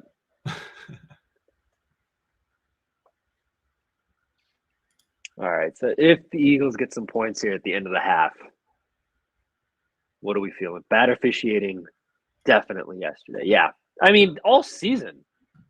Jeff, it's been all season long that these officials have been absolutely terrible. Yeah. It's it's truly an indictment of the officiating that the playoff crews, who are supposed to be like the highest graded officials of the entire season, are the ones Faces making these calls. Like yesterday, Jerome Boger. Like we've seen him before. Like you know these people. They got into these crews because of how good they officiated during the season. So that's just how systemic this problem is from the top down. That it's like you're saying, these names and faces that we know who just don't know what they're doing. And I don't know if that's because they're bad officials or if because there's something with the rules committee that has kind of blurred some lines here or something like that. Because these guys weren't always terrible. And you could always point to during this season, especially maybe a couple of them got COVID and it's a backup crew. But like I said yesterday, I recognized faces. Like we know these are the starting guys. Ooh, and just as they show no targets for Devontae Smith, he gets a target, goes for a lot of yards, and it's called back because of holding. Let's see if it was holding. I don't think this was holding. What? That's another just back-breaking holding call that wasn't holding. Well, they called pass interference. Like that. So was he blocking before he caught the ball, maybe? Within 5 yards of the line of scrimmage. So you can get away with some stuff there. That's two really, really bad calls against the Eagles on this drive. 1st and 20. Oh, downfield pass. Now they're just reaching straws now. You just got to get down the field. You just keep throwing it to Goddard, too. In double coverage, that's not good. Yeah, I think it's unraveling here, partially because of the officials and partially because Hurts is just trying to win it all with one play now because you got to make up some ground. Getting desperate, man. But you got 2 timeouts. You got 2 downs, probably 3 downs at this point. Just make your way down the field. You don't need to get the first down in one play here. No, I hate moral victories too. But you got to get points before halftime, even if it's just a field goal. All right, there you go. Nice little scramble. Now, will we get a makeup call and getting pushed up? Nope. The official busted his ace. Oh, my God. That was pretty funny. He probably deserved that one after those last 2 calls, I will say. A little catharsis. Although maybe that took away the penalty because he slipped. He's like, oh, he didn't push him. He slipped like I did. Now, usually these are yeah, I mean, it's gray. I wouldn't. You can't really call that, but no, we've seen it called before for sure, but you can't call it there. All right, 3rd and 11. It seems like the Eagles have been in this situation all game. Step up. Oh, he's got him.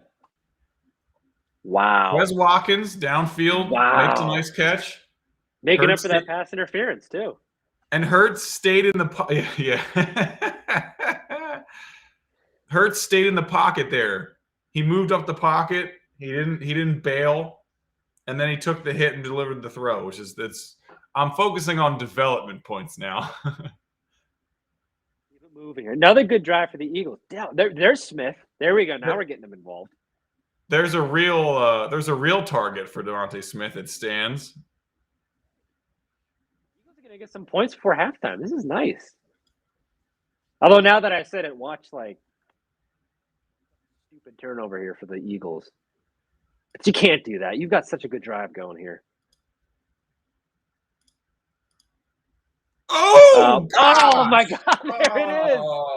What are you doing? That's Mike Edwards. awful. Okay. You're not going to score any points before halftime.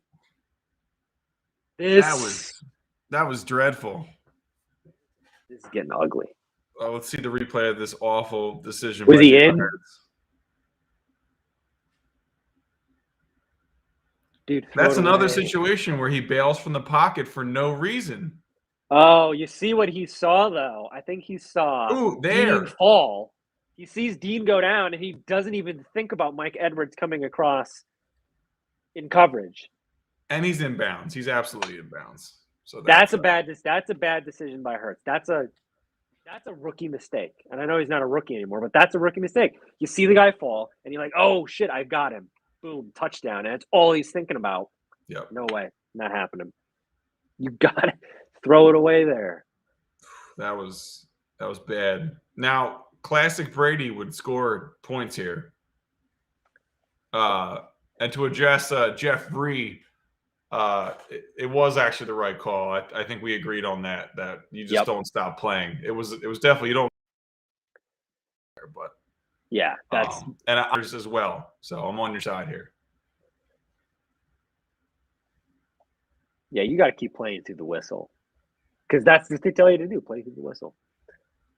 Yeah, and so many times people stop, or like I don't know, you keep going, and then all of a sudden they overturn it, and it's a touchdown because you kept running.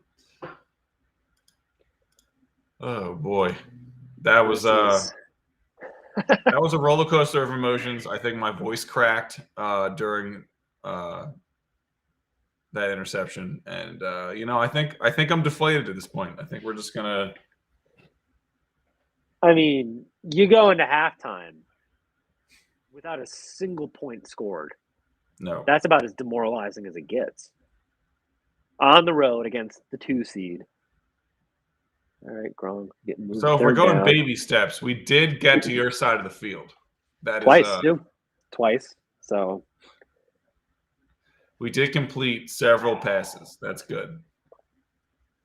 Third down. There's a chance the Eagles get the ball back here. So because you got a timeout, 2 timeouts.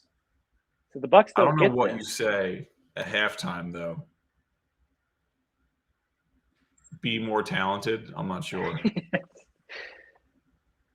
All right, the Eagles just need to get a stop here. Just don't let them convert this first down. Oh, another sack. There you go. Okay, so then what? You got 2 timeouts. Kerrigan again? Maybe 1 timeout. Kerrigan again. I mean, let's give him. Let's be real. Nice move again, but it's against the backup right tackle, as we know. True. Got to take advantage, though. You're going up against the backup right tackle. You should. So then you're playing for a field goal here. Obviously, you got to get 2 downfield chunks, call a timeout, and kick the field goal. You are desperately playing for some sort of points before halftime. You do not want to go into the locker room down 17-0. Because, like you're saying, what do you say? What's the motivational speech there?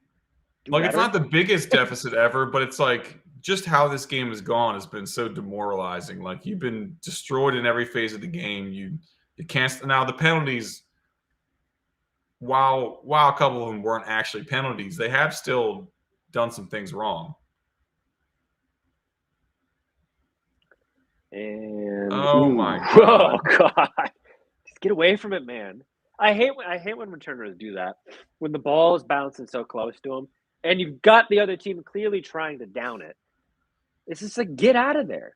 Because what's going to happen is it's going to hit you, and then now the Bucs get the ball, and now all of a sudden it's 24-0 at halftime instead of 17-0. So and it's even worse because that's Jalen Reagor who's returning the punt. I think he has one of the lowest punt return averages in the league. And now when they send him out during home games for punts, we boo because he's really underwhelming and it's been really awful. And it's plays like that. Call the fair catch. You gain like 20 yards. It bounced for like 15 yards. So it's just like decisions like that where it makes you scratch your head. All right. See if you can get something here before halftime.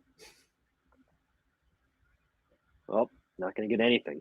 Nope. You're gonna lose 2 yards. Not even calling the last time out to try and get something else. Nope. That's as rough as it gets. I don't even know who gets the ball to start the second half, but that's the Eagles that's hard. That's hard to watch. The Eagles get it after halftime. So, but I don't want to say that was waving the white flag, but you're down 17-0. You have 1 timeout left, You're not trying to do everything you can to get points. No. I think the punt return ineptitude maybe killed the fire on that one too. Because if you get the ball at the 35, at least you have 2 shots. The 20-yard line that's almost impossible. That's a rough one. Well, that was utterly demoralizing half of football, I would say. I don't know how you come out and you get happy with, or you do something with that. It's coming in off the top rope, Zach again. Anyone else happy we don't have to hear Joe Buck and Troy Aikman call a Cowboys game? Absolutely. Yep. Absolutely. That's the Nickelodeon game too. That's the slime game. That's the awesome. Nickelodeon game, which is one of the greatest additions to. I hate this whole Super Wildcard weekend because the Monday game doesn't make any sense competitively. It doesn't. It doesn't. And I don't know your opinion on the 17th game, but I think it's universally not a good idea. Like the playoff team, maybe. Like I like that there's only one bye now, but yeah, Nickelodeon was a good idea. And then we have Peter Dewey coming in here from Bet-Sided at halftime. All right. Little Peter Dewey action. What's going on, There guys? he is. The man, the myth, the legend. How we feeling? How we feeling at the half? I'm nauseous. I love it. That was that last Hurts drive was tough. I thought they were going to get some points there and kind of make this a game, but that was rough, man. It wasn't a bad idea to throw it there, just not a great throw. If you have a Josh Allen arm, that ball gets there because we all saw the guy fall down, but the ball just took too long to get there. Yeah, not ideal. I mean, at least they get the ball at the half. You got to think. Hopefully they make some adjustments offensively. They got to get Devonta Smith the ball, man, though. I don't know how he has not gotten the ball at all in this first half. Yeah, somebody might want to remind everybody that he's on the team. I think that one catch he has was like he's had 2 targets maybe in the first half.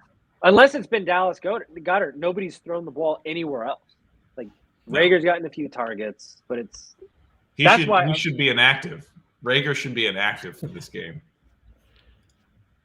Let's see. What is 88 yards? Romo talk about his Cowboys. Have we noticed Romo being biased towards the Cowboys? Listening to him, has anybody noticed that? Oh, he always is. Yeah, he always is. Okay. I will say I listened to Drew Brees last night and was pleasantly surprised. He was really good. I thought he was a little like shaky in the pregame, stumbling over some words in his monologue, but then when he's actually breaking down the game. Him and Tirico, I thought, did a really good job. I think you might be in the minority there. Really? Okay. I like Drew Brees. I didn't think he was bad. I don't know if I'd want him to do a Saints game, though. I just hate when guys do, like, the games of their former team. It's just like, why are we doing that? Yeah, that's fair. I mean, they keep picking these Cowboys QBs to be announcers, so soon they're all going to be Cowboys QBs anyway. It's true. Dak's up next in 10 years. Just get a little hesitant. Any other thoughts from either yesterday or at halftime, Peter? Yesterday kind of went how I expected it to go, other than the Pats getting blown out by as much as they did. I thought the Bills would win the game. I did not expect them to really put a beating on them. But the Cincinnati game, I figured it would be pretty close, but I was on the Bengals. I think they actually have a shot to win the AFC, to be honest with you. But for today, I thought this game was going to be closer because I thought Philly would control the pace a little bit and be able to run the ball, and they just have not been able to get anything consistently going on offense. And like the defense showed up after those first 2 scores. They got some big stops, got some big sacks, but I mean, you got to score to win. It would have been huge if they could have at least put 3 on the board in that first half because if they get the ball. But I don't know. It's gonna take like back-to-back really good drives from Hurts to open the second half if they want any chance. Yeah, and a turnover, obviously, and I don't think Brady's going to give that to him, but we'll see. Yeah, the good point here about Derrick Henry, which is kind of the looming cloud in the AFC. It's like, yes, you got the Chiefs in there. The Bengals look really good, but the Titans were pretty damn unstoppable when Derrick Henry was in there. It really wasn't until he got hurt that offense started to struggle a little bit. Because look, I mean, I don't think I'm breaking new ground here. Ryan Tannehill doesn't really feel like the type of elite quarterback who's going to take a team to a Super Bowl. But you put Derrick Henry in there, all of a sudden, that's a completely different offense. I mean, they look great. And Foreman's been okay. He's been pretty good. I think he ran for like 120 this last week, but it's just the difference between good and Derrick Henry is still a large margin. I think it's going to be interesting to see how healthy he really is. Like, obviously, he hasn't played in the game, so since getting hurt, I'm intrigued. Like, if they go out there and they give him his normal workload and he's good, they're going to be really tough to beat because then they can do it. They can control the pace. They have a decent enough defense, and you kind of take the ball out of Tannehill's hands, which is a win in that situation. I feel like they have the chance of, like, you want to keep Mahomes off the field, you want to keep Burrow off the field, you want to keep Josh Allen off the field. Like, if any team can do that, it's the Titans. So that helps them for sure. Yeah, the part of that Patriots Bills game, going back to that I thought was most hilarious is that everyone acts like when it's cold out, QBs can't complete passes anymore. It's like, oh, it's 0 degrees. It's going to be run. They act like it's going to be like the single wing all game. It's like, no, he threw for like 300 yards and 5 touchdowns. Like, it turns out that there are such things as hand warmers and gloves, and people can still throw and catch the ball. So I always thought that was hilarious. I think people put the wind game, like, gave that way too much value in this game. Like, there wasn't 40, 50 mile an hour winds. Like, it's a completely different aspect throwing the ball when it's just cold out. And like the Patriots, the weather I thought was going to benefit the Patriots, like, purely just because I thought maybe they'll be able to run the ball and like play defense. But I mean, they couldn't do anything yesterday. When they gave up those first 2 scores as quick as they did, I was like, they may not score 14 points. Like, they're just not that good offensively. I mean, I hated it because I took under 49. So because it did. I thought that it was going to be a game kind of like the first game where it was a brutal playoff match. It's going to be a defensive, showdown. And Belichick, he never gets blown out. Like, Patriots, seems like every Sunday when I'm making my bets, I'm like, look, the Patriots almost never get blown out. It's always close games that they're in. Belichick just never lets that happen. So that's also why it was so surprising that they just got their entire ass kicked last night. That just does not happen to Bill Belichick teams, which was also satisfying to watch happen, but bad for the bet. Just to address this comment here, where the hell is Matt Verderam? He'll be on the Chiefs-Steelers stream a little later, so you can tune into that to see him. Sorry to disappoint. I can do my best Verderam impression, but... Well, we'll just do Verderam impressions the whole second half. Yeah, might as well. Nothing else to do. It's fun to see a Bills team who just has been really inconsistent all year actually get a nice win over the Patriots. It's always good to see the Patriots lose. I think I can speak for a lot of people saying that.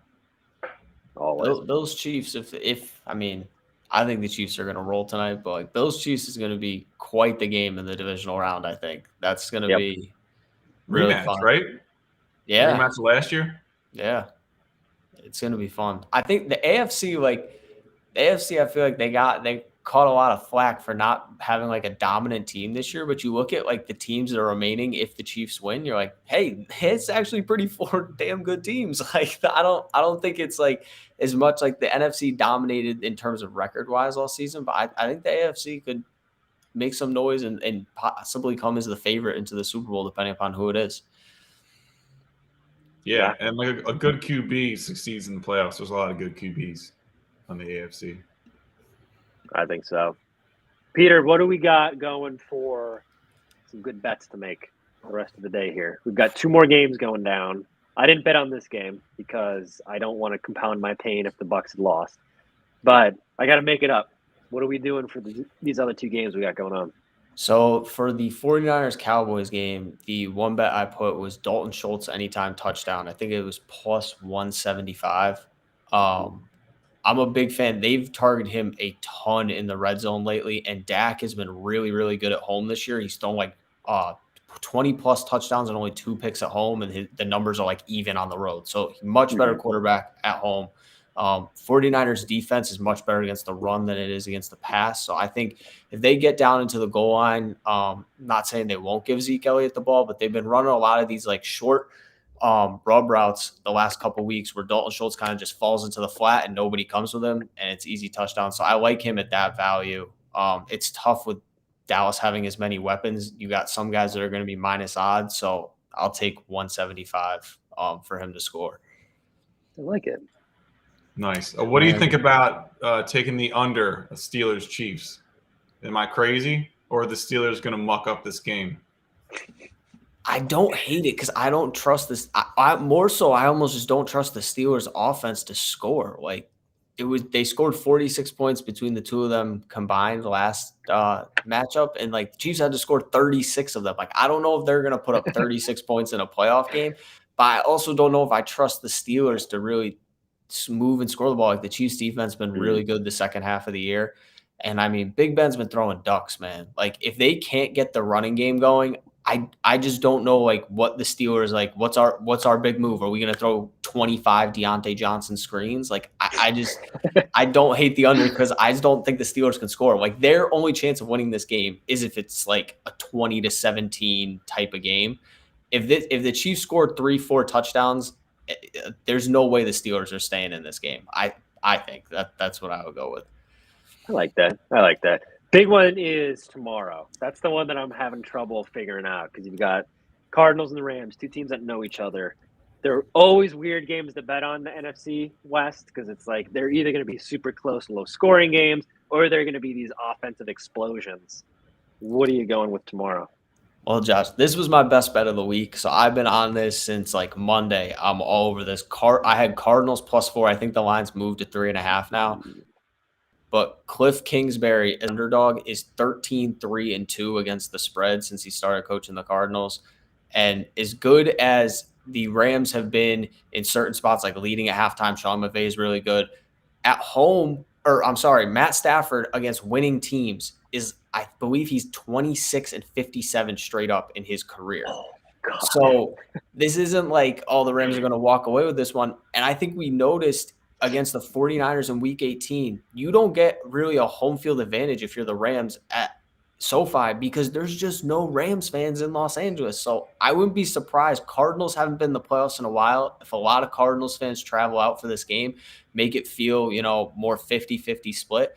But I think this is a one-possession game. So getting it at 3 in the hook, at 3.5, or even at 4, like it was early in the week, I really like the Cardinals in the spot. I think they could pull off the upset, honestly.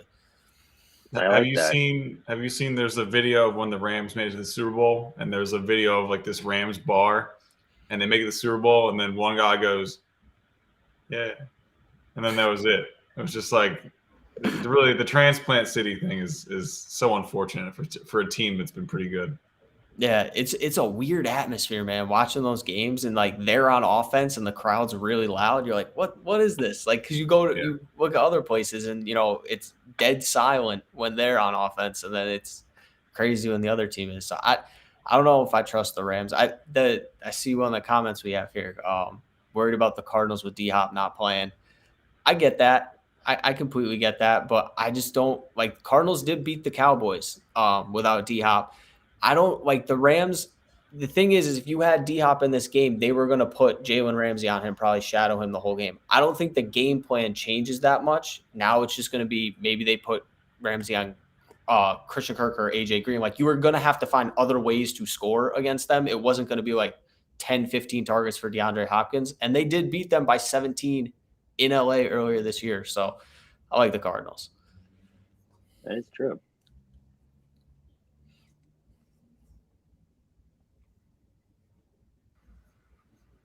All right. How's it going? Hello. Look at that. Hello. It's an all-star team we've got going here. Hello. Just in time for the second half of misery. I mean, football. Second half comeback. I can feel it. Got to stay confident. The Eagles have this. I've already pulled all my hair out. We're already here. Well, Ian's a Falcons fan, so he's definitely not rooting for the Bucs here.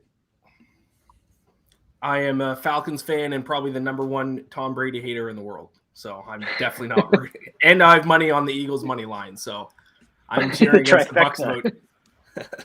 3 different ways at least. Boy. Yeah, Oh, can't throw end zone picks. That's first on the bulletin board. Well, I mean, scoring points would be nice too. Yeah, that That would be nice usually too. helps. Moving the ball in the right direction. 88 yards for Jalen Hurts at halftime. That's not going to get it done. And one Devontae Smith catch, I think, right? Maybe two. It's just not enough. They've also gotten called. It's just another hold. They've gotten called for so many holding penalties on big plays too. Like every single time they make a big play, it's because they held. It's horrible. That's killing them. And the first two were iffy, I will say. I haven't seen this one yet. The Kelsey one was real iffy on the that screen. That was, whew. I don't know about that one. It looked like Edwards was falling down. Jason Kelsey is perfect in my mind and will never make a mistake. So, is this on him again? Yeah. So this is a real hold on Kelsey. That's a hold. As I say this, he makes a holding penalty. Damn, he To gets be fair, demolished there too. That's you kind of have to hold Vita Vea. That's usually the best strategy. Otherwise, he's going to blow right past you. Ian. Before we get too far into this, any bets? Any bets we should be making for either this game or later today? Well, I'm just sweating out Eagles. I mean, it's not even a sweat. My Eagles money line bet is lost. Let's be honest. Tonight, I'm laying the points with the Chiefs. I don't know if you guys want to lay that many points. It's a tough one. I kind of like the under as well. Yeah, I don't know. Do you guys have any bets placed yet? Do you plan on placing any bets for tonight? I'm on 49ers money line too. I like that one a lot more. I'm on 40. I took 49ers money line too. I'm big on the 49ers. They're sneaky, so they're good. I need Devontae Smith to score a touchdown because I've got an insanely stupid touchdown parlay that involves Devontae Smith. It had Dawson Knox in there, so that worked last night. But let's get something going here for Smith. He scored. Yeah, we need some more. Right? I'm sure you guys brought points this game. I don't know if that's going to happen. I'm sure you guys brought this up, but like, should Gardner Minshew be getting a shot here at some point or no? I mean, that was a nice thrown catch. I'd say if the Bucs score another touchdown and Hurts throws another pick, that's the perfect recipe for a Gardner Minshew appearance. That being said, Hurts has had some really bad halves this season and has bounced back in the second half multiple times. That Washington game is a good example. A Giants game, he's done that. And again, those are against terrible defenses. So I don't know if he's going to be able to bounce back against an actual good team. But he's been night and day a couple times this year. Oh! He tried to throw another pick. Did you guys hear the story of Gardner Minshew going into Nick Sirianni's office and demanding the starting job a couple weeks ago? Is that true? Really? Did that actually happen? I saw that. I didn't know if it's he's not short on confidence. I like it. That's a wild move. I'm just hoping he was wearing jean shorts when he walked in. Should have done that at halftime too. Probably making a sales pitch right now. Yeah. Oh man. All right, we got 2nd and 10.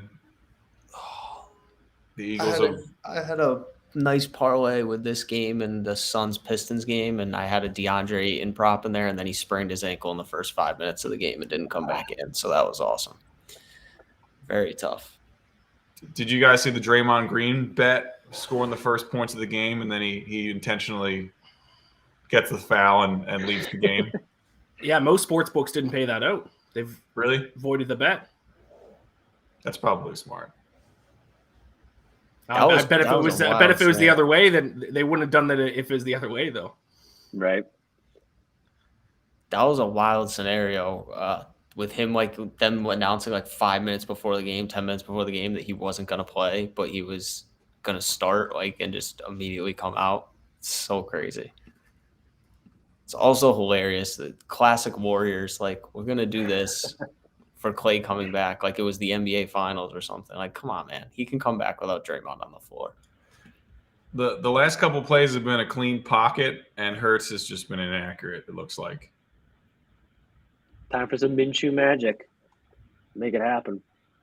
Couldn't be worse. I mean, you may as well give Minshew a chance. I mean, like, Hurts is clearly not going to get it done. You got to try something. He's in his element, too. Florida man.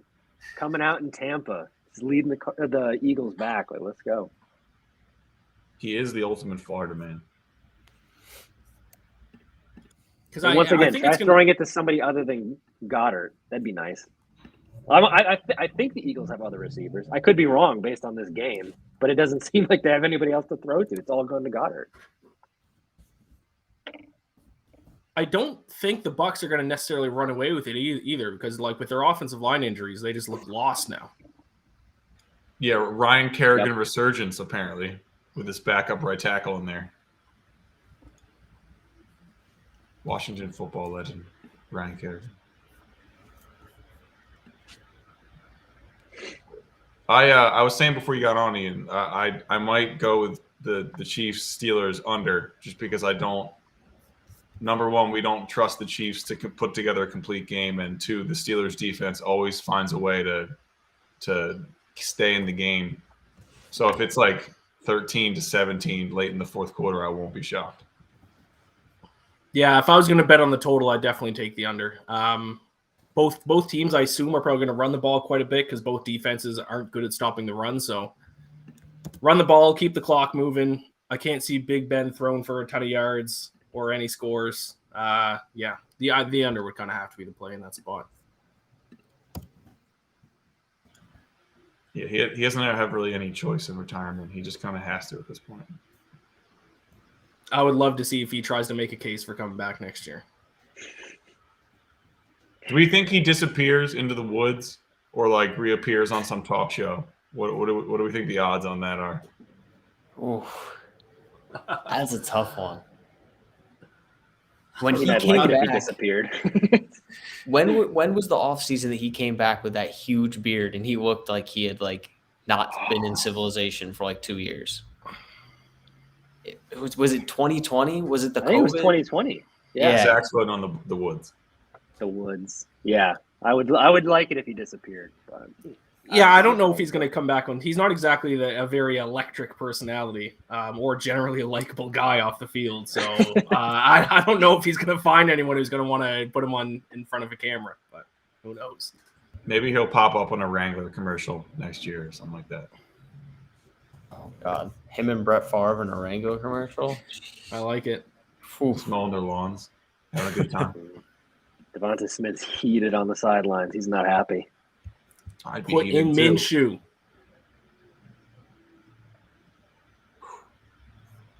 It's still only 17-0 too. Like the Bucs are winning, but it's not like Right. like Ian said, they're not running away with this thing. Like this is what Just happened on in again. that Thursday night game that they played, where the Bucs were winning, and then they just let the Eagles back into it. What do you guys think about live betting Bucks minus 16 right now? I'd go the Eagle side personally, just because, like I said, I don't know how much more if Tampa Bay is going to score, just because their offensive line is so banged up. Yeah. But then again, for them to cover that, I mean, the Eagles will probably have to score once or twice, and is that going to happen? I don't know. That's my thing. I'm not sure. And then you got the Minshew wild card too. Someone they didn't scout for. Who knows? Oh, Yep. Well, there's a maybe run they'll stop. them. Yeah, I was looking at that live line. I was thinking about betting Eagles, but I don't want to lose twice on the Eagles in the same game. Yeah, that's fair. They've already broken my heart already. I used to do this thing, and I started during the Super Bowl year, and it turned out bad twice because, of course, we didn't lose. But I bet against the Eagles every playoff game so that if we win, I'm happy. But if we lose, I at least win money. So I'm like hedging my emotional health, basically. That's a classic move. I call that the emo hedge. It's a classic, hedge? classic Nice. move. Yeah. It's a great move. It only didn't work the one year when we won all three of them, but I was happy. So I'll take that money loss for a Super Bowl win. But I should have done it today. I didn't have enough time this morning. But Ooh, we get an Eagles stop here. Nice. This is what I mean, though. Like the Buccaneers' offense is just completely slowed down. Yep. If the Eagles just like score one and make it 17-7, like they're in this game. Oh yeah. at this point, though, they should just run the ball all three plays. You got to stop passing the ball here. It just isn't going to work out. Oh, my God. Uh-oh. Oh, my What? God. I think Peter's ahead of us on the stream. Yeah. Yeah. Oh, I should have taken it. Oh, there we No. go. Ah, Oh, that's I don't. yeah. No. Yeah. That's a disaster. That's game. Yeah, Jalen Peter. Reagor. Can you Shouldn't cut have someone at taken halftime? Oh, can we cut someone Jalen in the Reagor. third quarter? Oh man, Oh man, that's tough. I wish I took it. Jalen I'm Reagor telling would be me every fumble time he punt. takes the field, Jalen Reagor gets booed in Philly. Doesn't Every even time he have to takes the do field to anything. return a punt, we boo him because he should be Justin Jefferson. Yeah, that's Howie's been pretty good, but that was a really bad pick. Yeah, I was telling Josh earlier. Back-to-back years, we picked J.J. Arcega-Whiteside instead of DK Metcalf, and Jalen Reagor one pick ahead of Justin Jefferson. So, just every time he takes the field, Is Arcega-Whiteside even on the team? They cut him before this year? he is still on the roster somehow. Oh my He god. might be inactive. That's a classic trying to save face by keeping him on the roster. That's not Or like you leak the information that he's a good special teams player or something like that. Yeah, Love to hear that. yeah. He was inactive even when he was active. So Yeah. there we go.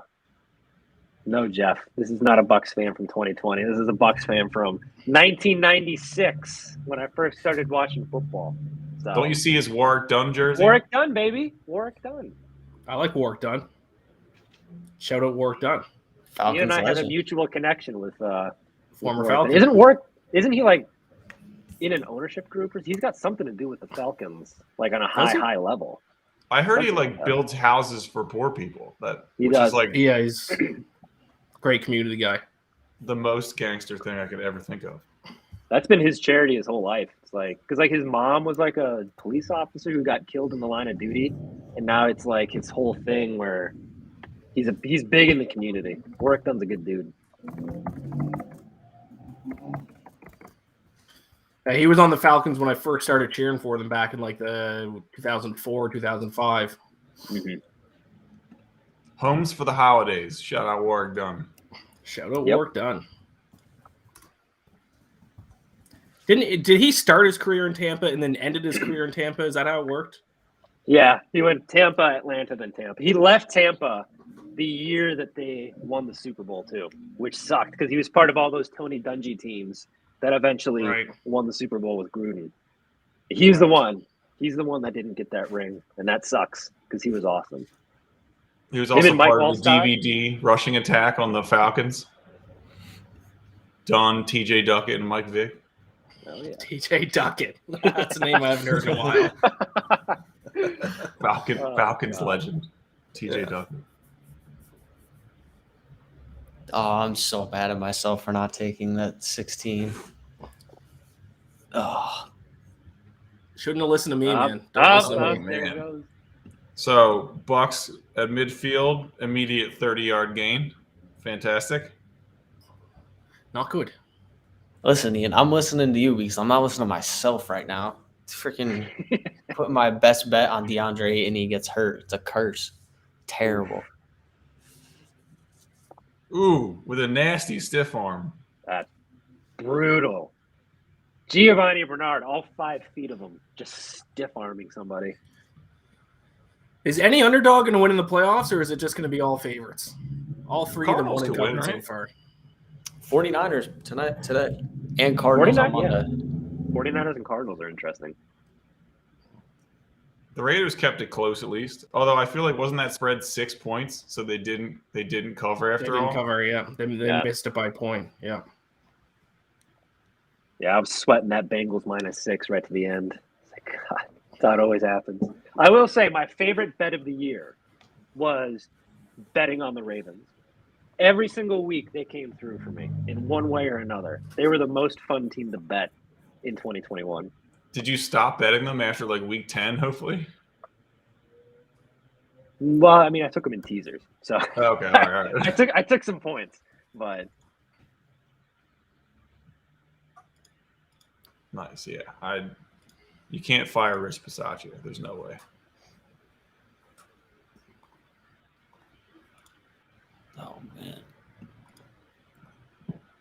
we got the Bucks at around the 35-yard line, 25-yard line. All right. This game is slowed to a crawl.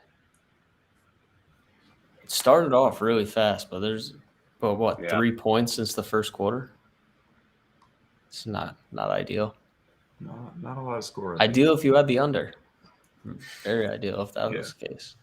Well, here comes that wind and that weather that they've been talking about, which isn't going to speed up this game any. No. But even in last year's playoff run, Brady wasn't immaculate. He just wins.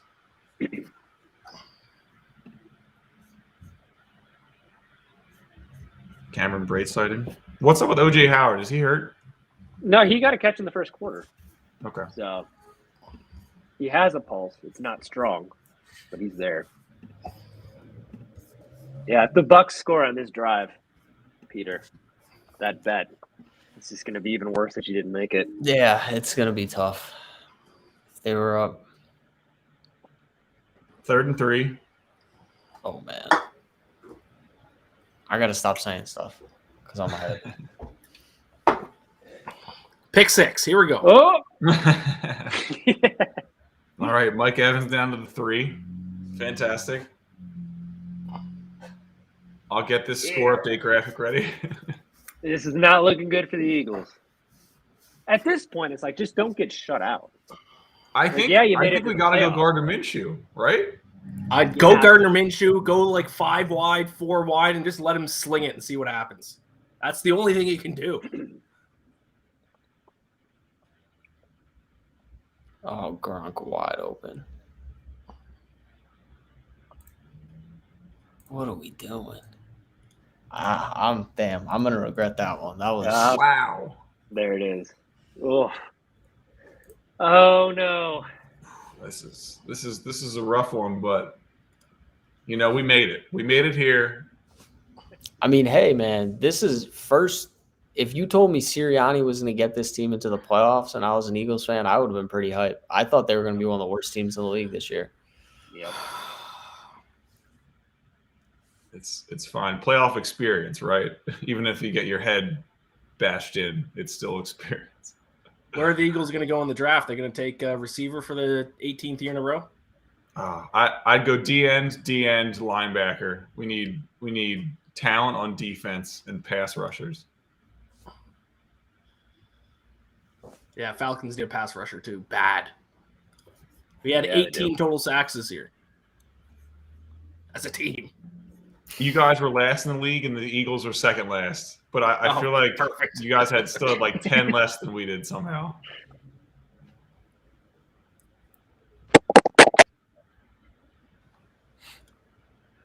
All right. Yeah, how many sacks TJ Watt get this year? 22.5, so 5.5 more than the Falcons did as an entire team. Yikes. That's insane. And he only played in like 14 or 15 or 16 games. He didn't even play the whole season. Well, that was what made his record cool. Right.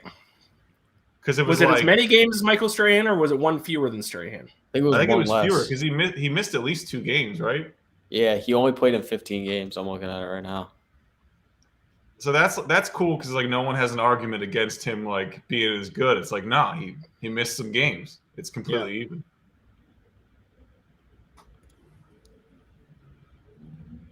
Other than that, Cooper Kupp's the only one that came close to a record. Yeah, I believe so. Yeah, I think so. Did he break? He didn't break it, right? He needed. No, he got close. He didn't break either of the catch or the yards records. Kyle Pitts almost broke the rookie receiving record for a tight end, but he had like 1 catch for 1 yard in the final game. Well, he dealt with injuries too, correct? Yeah, he missed at least 1 game, maybe 2.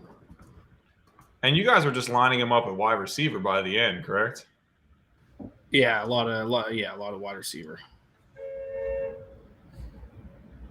So he played in all 17 games. He only started 50. So yeah, he must have. He didn't kind of play the whole season. His targets Sounds were like way good. down at the end of the year too.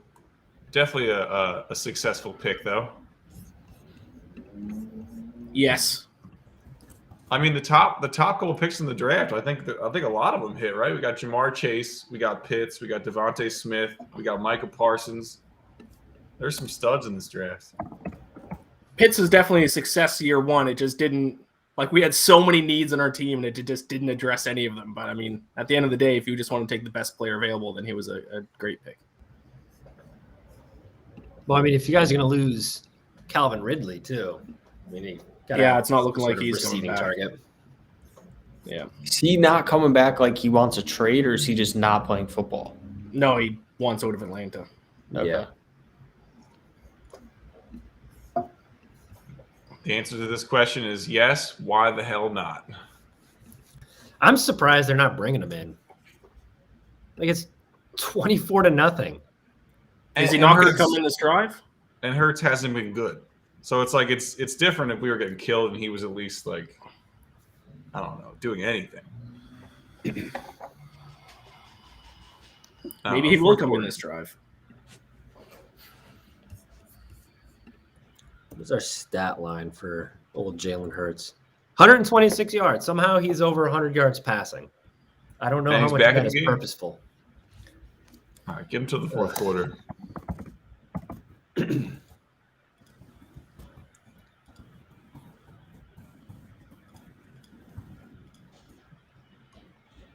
And my cousin just texted me, we need to put Minshew in. I think it's officially time. I think everyone, yeah. The Eagles I think mutiny we've seen has enough. started.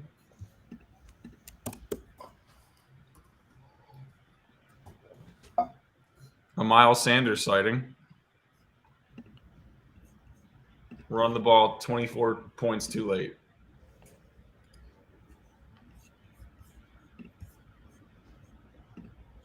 I wonder if it's like to the optics of it's a playoff game and you take Hurts out for Minshew. Like, Philly isn't necessarily the calmest sports market out there. So, No. I mean, that's off season. That's talk radio off season fodder. So, My argument against that is it's going to anyway.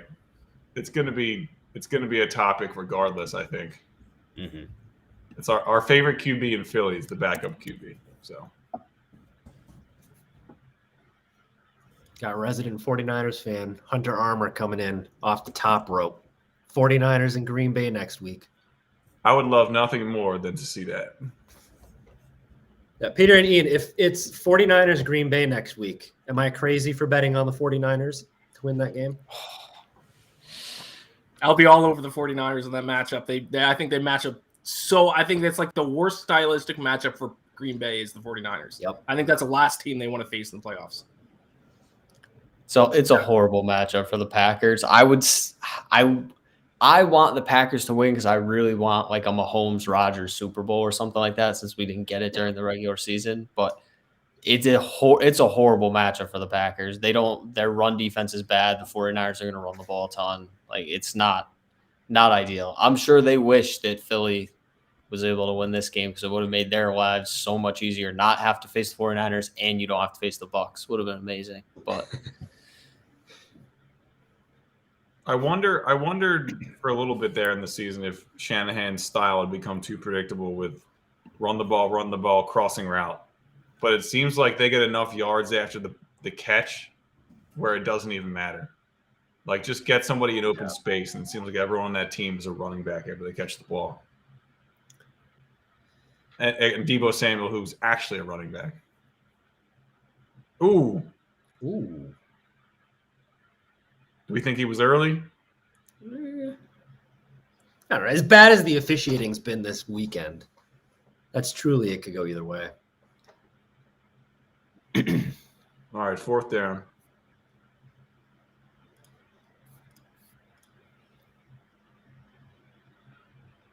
Fourth There and we 3. go. Ooh, and another pick. Picked.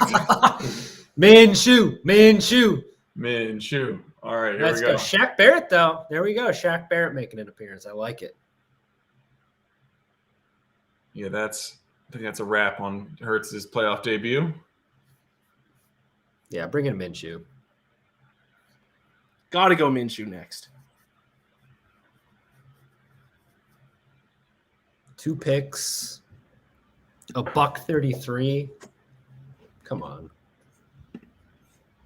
To avoid talking about this awful performance by my team, going back to the first round of the draft being awesome, the first 15 picks, everyone who's not a QB for the most part is excellent.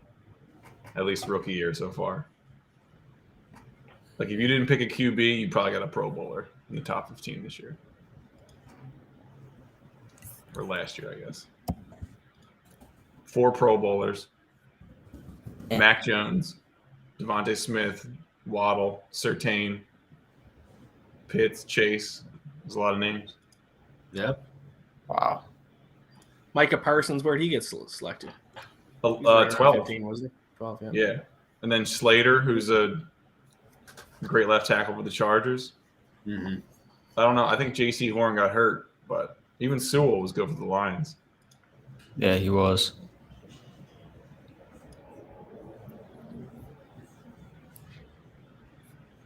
I wonder if the trade up for the QB that doesn't deserve to get picked there will ever stop. Probably not. The question is who's going to be that guy this year? Because it happens every single year. Somebody's going to trade up for somebody that does not deserve to be picked. I think whoever goes the first quarterback, unless they go like middle of the first round, probably doesn't deserve to be picked where they get picked. I don't think there's anybody like, I mean, you like look at last year's draft and it was like 5 guys. You're like, you can make an argument for probably everybody within the top 3.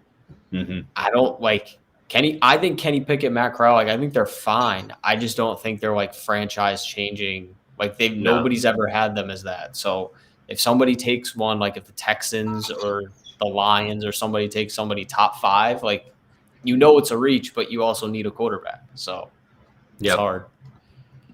And Kenny Pickett with the spineless fake slide to this day. Yeah. I hate that move. I'm glad they immediately were like, yeah, you can't be doing that. I respect it. Wasn't against the rules at the time. Yeah, it wasn't. It wasn't. I just, as if playing defense wasn't hard enough. Yeah, you find a loophole, expose it. Close the loophole. Be the reason the loophole closes. Exactly. He's a revolutionary. Oh, God almighty. Ooh, Brady done. again. Oh, the minus 16, Peter. And the flip. Oh, my God. It was an absolute lock. I should have did it. Oh, man. Low-hanging fruit was there for you. Oh, man. Wow. Good Lord. The Eagles are terrible. Yeah, Jalen, let's at this point, I don't know if you take your starters out in a playoff game, but I would consider it. Considering especially how banged up that offensive line is, like it's 31-0. The Eagles are not coming back in this game. I would say maybe fourth quarter start thinking about it. You don't do it in the third quarter with 5 minutes left, but we're reaching that full point. bye week. Go full bye week. Bench everyone.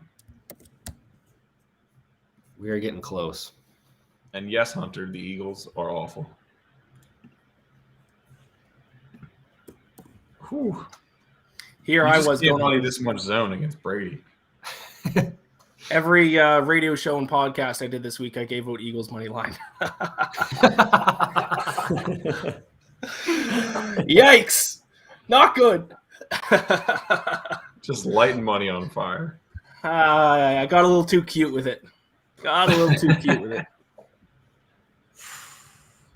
Ooh, man, not great. Not great. Well, I teased the Bills up to plus 10.5 last night, and I felt pretty good about it. Wow. And then the game was 5 minutes in, and I was like, now I feel very bad about this. I thought 10.5 points for the Patriots. I was like, this is a gift. 10.5 points. There's no way they don't get that. Oh, yeah. Ian wrote a story today. If you want to talk about it, you can. But it's the first time in a while a teaser didn't cover. And that's right? 19 straight wild card games where if you teased the underdog, it would have hit. And the Patriots broke that streak last night. So bad time to tease the underdog last night. Wow. Story of my betting life. Yeah, underdogs have like dominated Wildcard weekend for a while now, so maybe this is kind of a weekend where favorites are kind of due.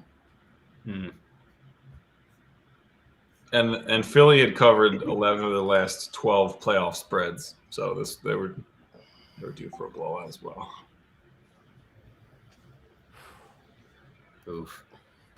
The weather is looking gnarly there in Tampa. It's not what you wanted for the Eagles.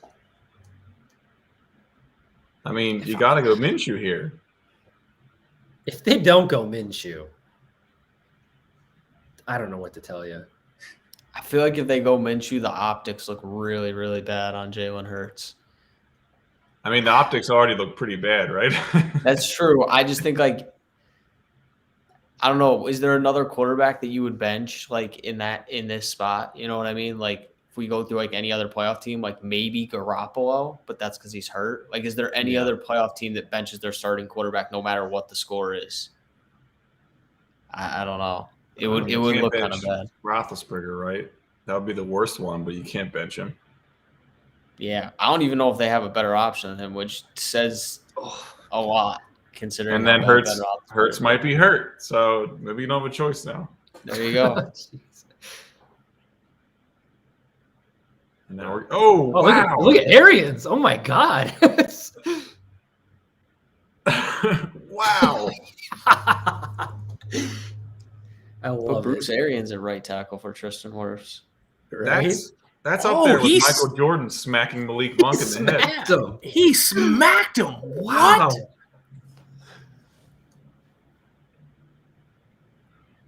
Oh God. I have no words. Oh my God. This is speculation, but if let's say Jalen Hurts got hurt last week or 2 weeks ago, last time he played, Gardner Minshew plays this game. Is it a closer game, do you think?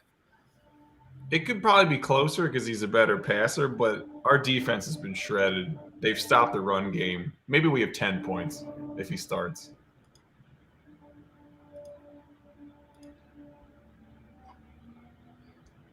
Just not enough talent. Well, we got our meme. We got our social viral clip of the day with Bruce Arians going Mike Tyson. I love it. God, there's still so much time left, and this game is still so over.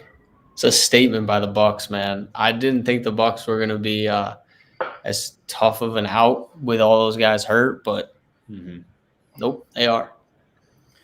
They stumbled down the stretch of the regular season a bit too. Yeah. Yep. Do we think there's any chance in hell that Todd Bowles or Leftwich doesn't get a head coaching job this offseason? I think they'll both have opportunities. It's just a question of like, do you want to coach the Jags or would you rather be the OC on a Super Bowl contender next year? Like that's almost like Eric we've seen Eric Bieniemy turn down jobs because he was like, I don't want to coach the Texans. Which jobs did he turn down? He turned down a bunch the last couple of years where he was in the running and he either withdrew himself or like he didn't take interviews for certain jobs because it just wasn't. He also didn't get a couple I think that he wanted to get, but I don't think he went after some of the teams that just kind of have nobody because it's like, I don't know. If I was Byron Leftwich, unless I really, really wanted to coach Trevor Lawrence, I might just ride out the rest of Tom Brady's career, to be honest with you. Yeah, I think it's also a question, too, of like, who is Arians going to hand the reins to? Because I might stick around and be like, if I'm Todd Bowles, maybe I don't take a job somewhere else because, defensive-minded head coaches aren't necessarily that successful in this day and age as head coaches. Stick around, get your head coach job in Tampa. Or Leftwich for that matter too. It's like maybe you just stick around and wait it out. Yeah. Yeah, I don't know how much sentimentality he has from playing in Jacksonville for however many years. I don't know if that matters at all. It just looks nice. Yeah. I mean, I think it would be cool if he went there, but they're like when you look at those bad jobs, there's like two ways you can look at it. You can look at it as like there's no chance we're making the playoffs. You can also look at it as like anything Byron Leftwich does cannot be worse than what Urban Meyer did. He literally has the bar is set in the basement. Like, he cannot be worse. If they just go there and they're a competent like organization, it's a win for him. So if that's where you're looking at it from, like, you can be successful there to a certain extent, but I don't know. I would prefer competing for a Super Bowl than competing for like 4 wins. Just take the plane home with your team after every game, and you've already done more than expected. Doing the bare minimum is considered an upgrade. Just after every game, just go home, and you're already ahead. It's unreal.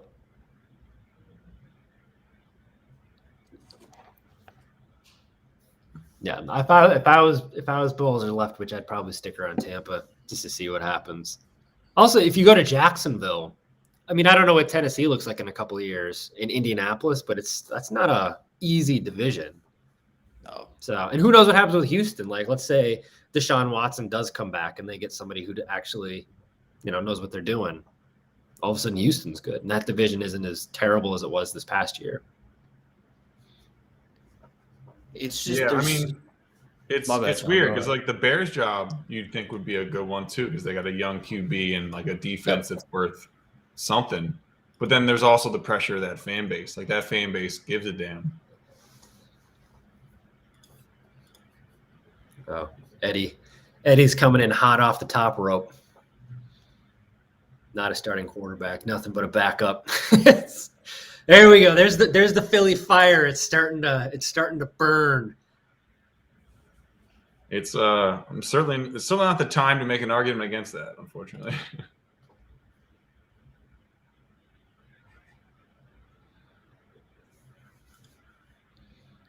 Thank you, Jack. I see you. So that's the only win the Eagles are getting today. Somebody agreeing with your points, Sean. Yeah, solid. I'm gonna be honest. That's my first cousin, so I appreciate him riding for family on this one.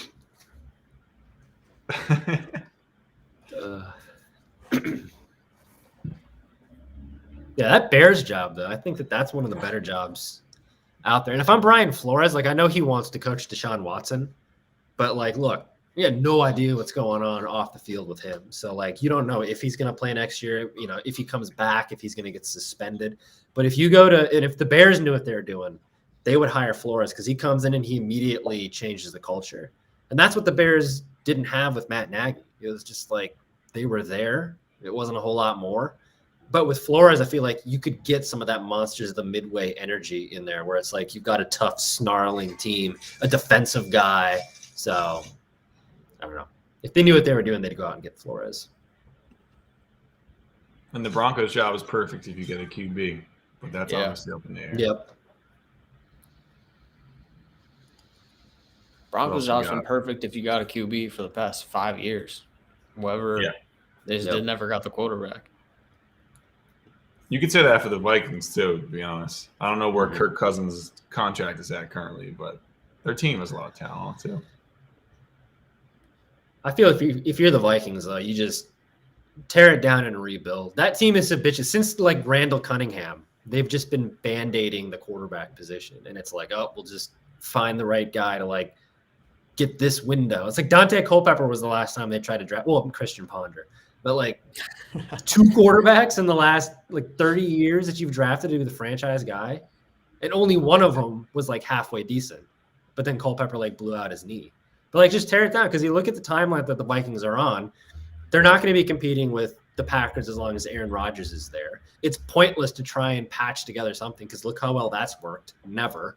So just like tear it down, rebuild, and then your timeline of everybody developing is going to line up when Rodgers leaves. And then you're betting on Jordan Love not being that great. And I'll take that bet at this point. Or at least not being as good as Rodgers. Yeah, he's been pretty bad. He's been pretty awful. I think it's weird though. Like if you think of like the most successful team the Vikings have put together, Case Keenum was the QB. Yes. Like such a weird. I mean, I guess it took a miracle for them to get to the NFC Championship, like a literal miracle for them to get that far. But, and what? Like they've gone through Sam Bradford, Mm-hmm. Who honestly reminds me a lot of Kirk Cousins in his play style. But Jalen Hurts going deep. Oh, going for it all. And he overthrows him by 10 yards. It's nice to be so numb to terrible plays that didn't hurt at all. It's nice. It's a long throw, to be fair. Yeah. Showed off a bit of arm strength, at least. I don't know which way is the wind blowing. Yeah. Hopefully is the wind to his back? the Madden guys are watching. Let's add some arm strength. I will say, though, as a Bucs fan, between the two NFC East wildcard games that we had to play, I prefer this one to the Washington game last year. I was sweating Taylor Heineke derailing everything. That was a really good game. This is like a preseason game. Oh, come on. Jeez. What team in the NFC worries you the most as a Bucs fan? Is it obviously the Packers? Green Is Bay. there another team? Is there another team outside the Packers? No, it's really just kind of, I would say Green Bay. But even then, it's like everybody's talking about how they can't go into Lambeau and win. It's like, oh, the Packers have the 1 seed. They're going to have to come through here in the frozen tundra. It's like, yeah, we did that last year. And it was, right. Granted, Matt LaFleur, big-time assists, kicking it and not going for it. But I agree with the 49ers take, though. I think that they're a pretty sneaky pick. Kicking myself. Peter, you don't have to feel so bad about missing out on bets. I took, week 14 or 15, I bet on 49ers conference championship winner. And I was like, let's throw around $5 on it. Like the odds were crazy high. And then I cashed it out like a couple weeks ago because they're not going to make the playoffs. So I'll just take my $5 back and I'll bet it on something else. So 49ers are sneaky. I like them. I've liked them for a while, so they freak me out a little bit. For all the reasons stated, like Shanahan, he can scheme you. So that's tricky. And this might be just a comparison to Trey Lance, but I mean, every time Jimmy G is healthy, they do make a run. Mm-hmm. Like he just hasn't been healthy consistently. I mean, he's not healthy now, but at least he did gut through whatever his thumb injury is. It didn't look like it completely affected him towards the second half of that game. Yeah, Dallas doesn't freak me out too much. I mean, they beat them already, but Dan Quinn in the playoffs, I'll bet on that all day, every day to go down. The Rams are tricky, but they looked so bad at the end of the season. I was nervous about the Rams heading into the home stretch of the playoff chase, but just how bad they looked in the last couple of weeks, it doesn't freak me out too much. I mean, I guess we'll see what we see tomorrow as far as what they look like against Arizona. Cardinals, maybe, just because you never know what you're going to get with Kyler in that air raid offense. Like, it's either going to really work or you're going to get a game like you had against the Lions, where it's just like, what the hell is going on here? Yeah.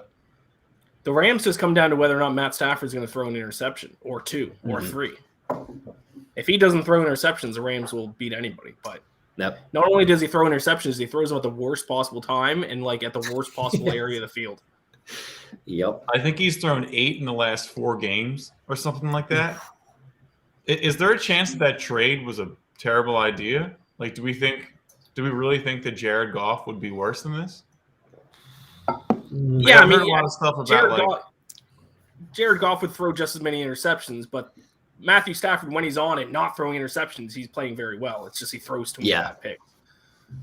Like I've heard a lot of stuff about like Jared Goff didn't read both sides of the field. He had 1-2 progression and then check down, and Stafford can read the whole field and go through progressions. But I mean, it's been bad. And you could say like I feel like I've heard the he's hurt excuse, but you got to stop using that. He's playing.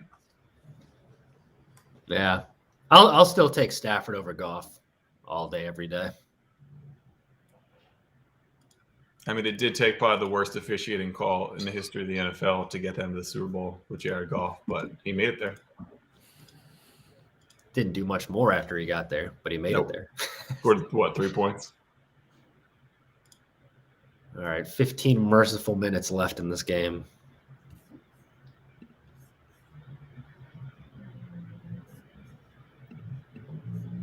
All right, Vaughn. Taken down in the backfield.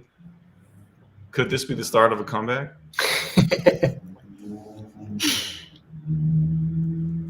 There is nothing I would love to see more than Tom Brady blowing a 31-point fourth quarter lead.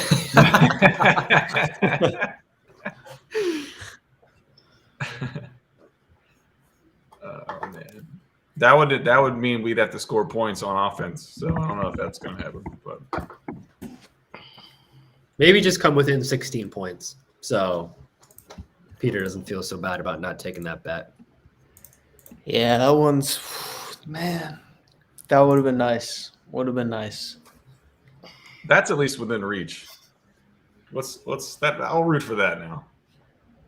Just to be let down again. Ooh. Cry, Eagles, cry. Oh, and from it looks to be a Cowboys fan too, dancing on the grave. Oh, yeah, that could be a reap what you sow type of moment here. We don't know what they're going to do with the 49ers. Last time the Cowboys won the Super Bowl, I couldn't use the bathroom by myself, so I don't need to say much more than that. But yes, I'm crying on the inside.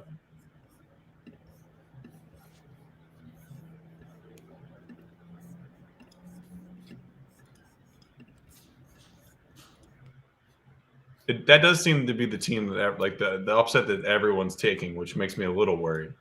Like everyone loves the Niners. Which Yeah.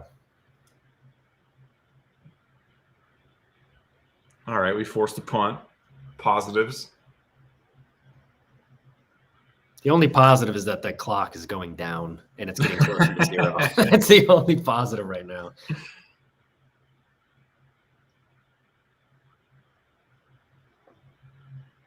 Oof. Jalen Reagor returning a punt. All right. I wonder if there's enough Eagles fans in the stadium to boo him at this point. The question is whether or not the Eagles are going to get a point. Are they going to get shut out? Like, they're not going to win. That's pretty much, we can be pretty sure about that prediction. But are they going to get a point? And I don't know. Because you're not taking a field goal at this point. The points have to be a touchdown. They might do a sad field goal just so they don't get shut out. The old dress up the scoreboard. That's why I don't want to take. Teams have done that before.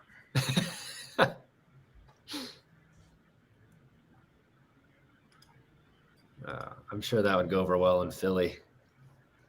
Waving the white flag. I'll take the sad field goal. That's fine with me.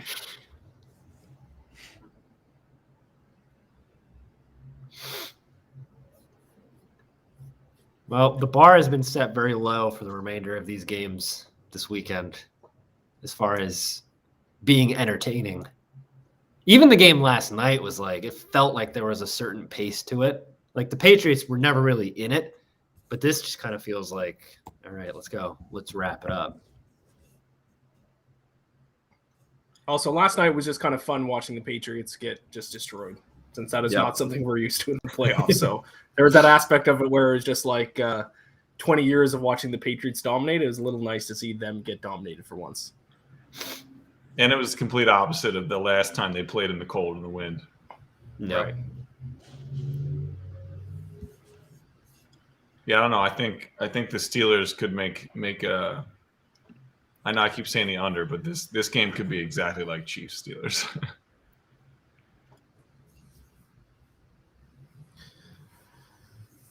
Yeah, I agree.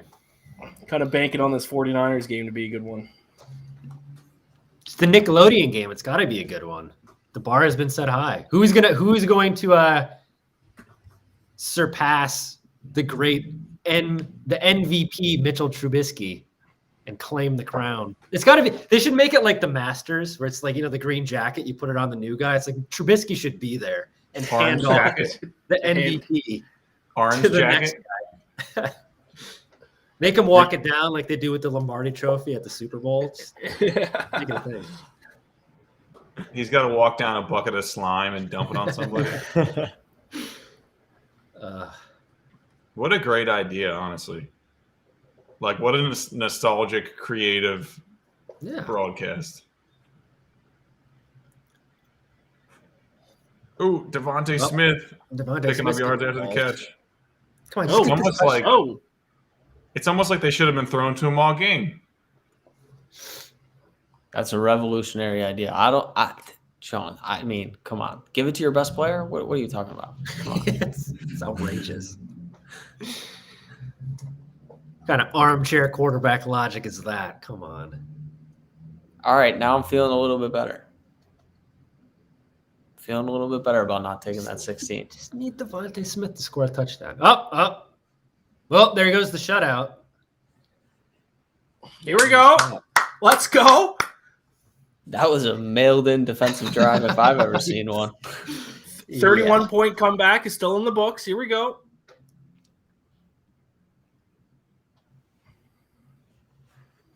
Now we need a fumble on the kickoff, return for a touchdown, possibly twice in a row.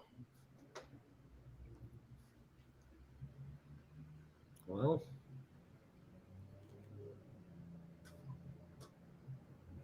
still just holding out for that Devonta Smith touchdown. Let's go. Keep my outrageous touchdown parlay alive. Who else do you have in it, Josh? It's Kittle in the next game, Byron Pringle in the Sunday night game, Ooh. and then Tyler Higbee tomorrow.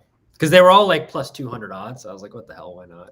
Throw down $1 on it to win like $300. Oh, wow. Hey.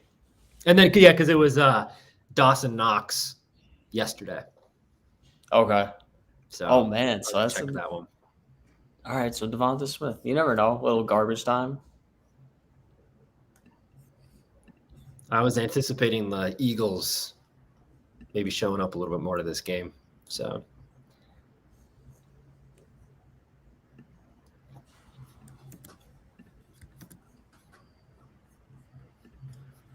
I'll humor the Cowboys fan. How are the Eagles like my neighbors? They can't pick up a single yard. They picked up a lot of yards on that last run. What's the my timing is solid on this one. What's the difference between the dollar bill and the Eagles? You can still get 4 quarters out of $1. Solid. Yeah, that was a good one. Solid. What are you gonna do?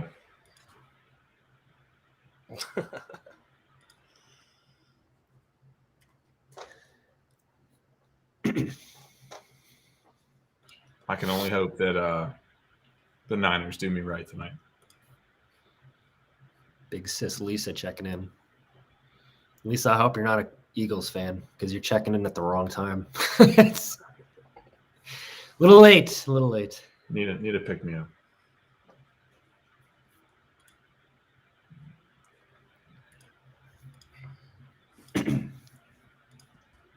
Although we can still cover Josh's bet. We just need Devontae Smith.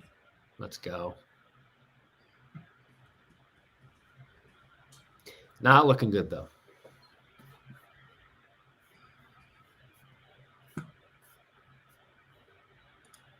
Don't know what else to say.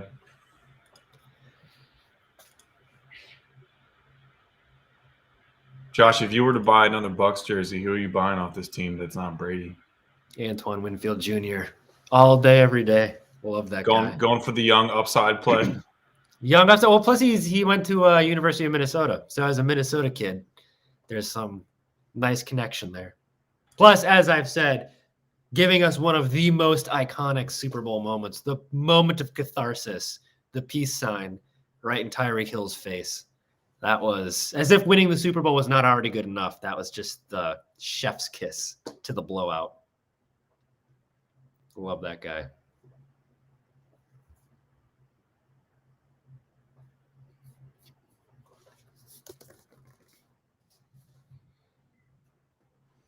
If I were to get a Falcons jersey right now, I think I got to go Young Ho Koo, their kicker. Hey, got to get the best player on the team, right? He's fantastic. He's unbelievable. You can't miss. He is awesome. All reliable. Great in fantasy. I think he only missed like 1 or 2 kicks all year. He was great because there was a part of the year where I was taking these weird like special teams bets where it's like, over 1.5 field goals. And it's like he's always good for those. He always cashes those. Yeah, he only missed 2 field goals all year, 27 for 29. Yep. Last year he was 37 for 39. He's a fantastic kicker. Ian, what do you think? You like Matt Ryan next year back, or would you like them to just? Oh yeah, no. Okay. Quarterback's one of the only positions that the Falcons don't need right now. Like, we literally need everything else except for a quarterback, and I know the fan base is going to beg them to take a quarterback in the draft, and that would be the stupidest thing ever. Build the team first. Let Matt Ryan he has 2-3 decent years left. Build the team first, and then bring in the quarterback last. Yeah, I agree with that point. I was wondering if they were going to Matthew Stafford him this offseason and trade him somewhere. It's possible. Arthur Smith has come out, though, and said that one of the reasons he took the Falcons job was so he could have Matt Ryan for 2 to 3 years. So yeah, they seem content on keeping him, but who knows if that'll stay true or not. Yeah, I mean, he does have a couple of pretty good years left in him. And it's there's no great quarterback in this class. So maybe if you want to take one next year. And that seems like the perfect sit behind Matt Ryan, learn from him type of job. Yeah. I don't think a rookie is coming in and changing everything for the Falcons. But right. The quarterback was not their issue this year. He was the most pressured quarterback in the NFL, and he was still had a pretty solid year. Yeah. Yeah, get some defensive help in the draft. Stay away from need a pass rusher for sure. AJ Terrell's fantastic corner, but he's by himself out there. So even a corner to play on the other side of the field than him would be nice. Pass rusher is definitely a number one need, though. And there's a few good pass rushers. Yeah. What pick do the Falcons have? 8. Okay.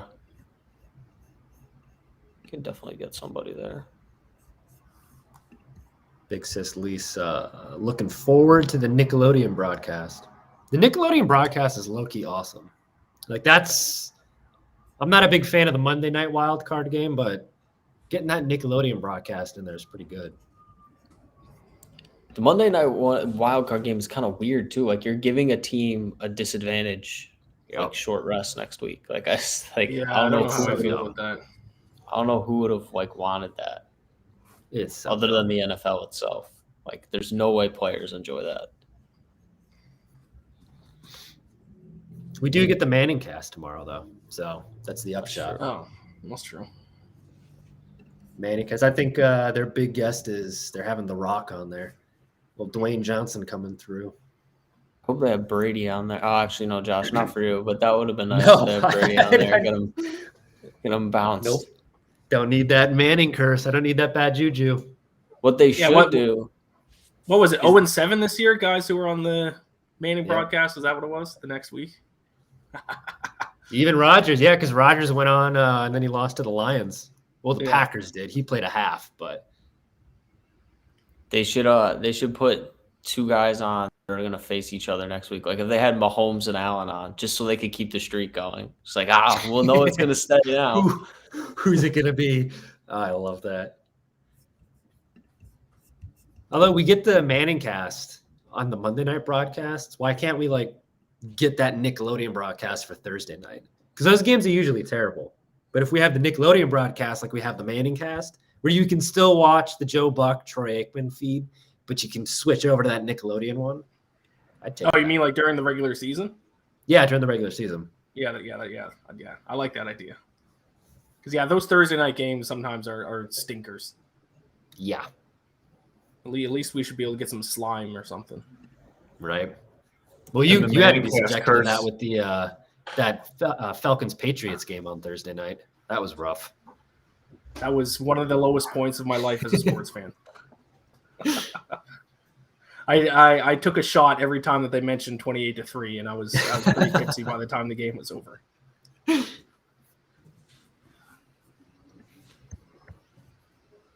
Oh boy, this game just needs to end. The Hurts is still in there too. They're just Manning not going to go to cast. Minshew. Just not going to Minshew. It's not going to happen.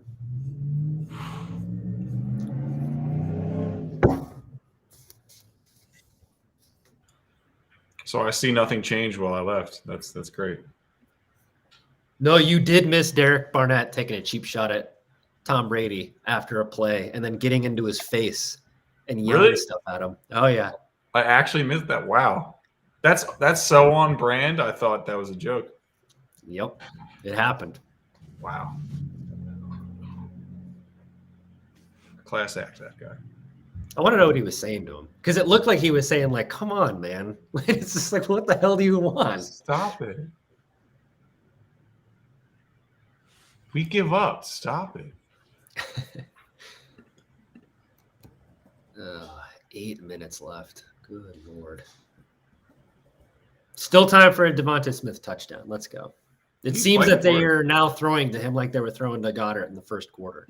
So, fingers crossed. I just had to shuffle through 6 different barf emojis from different family members. So it's going to be a fun week here on Talk Radio.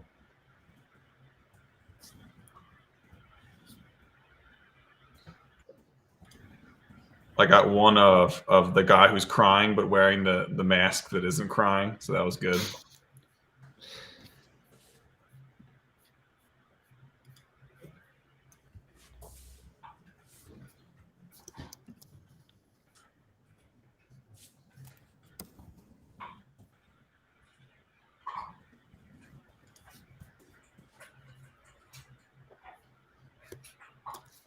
Thank you for joining us, Peter.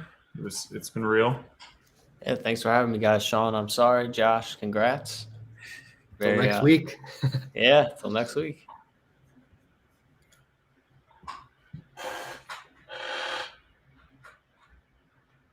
$11 targets for Goddard.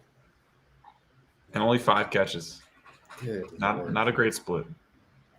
They're in the past midfield again, though. So, nothing like a little garbage time movement. Comeback still alive, guys. Comeback still alive. Here we go. It is. I mean, at this point, I just want Devonta Smith to score. Right? Oh, that's right. That's really all that needs to happen here. Oh, man. Oh, I was like, oh, deep pass, and it's 8 feet over his head. Not Hurts' best day. No. Not And that it that's the matters. deep pass but that you throw to Smith, too. Don't throw it to Sure. Watkins. Throw it to Smith.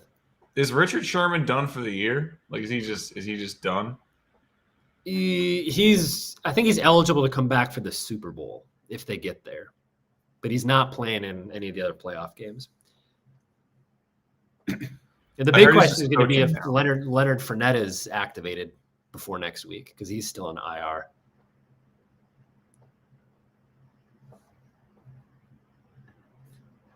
All right, well, we're certainly getting Devonta Smith his targets now.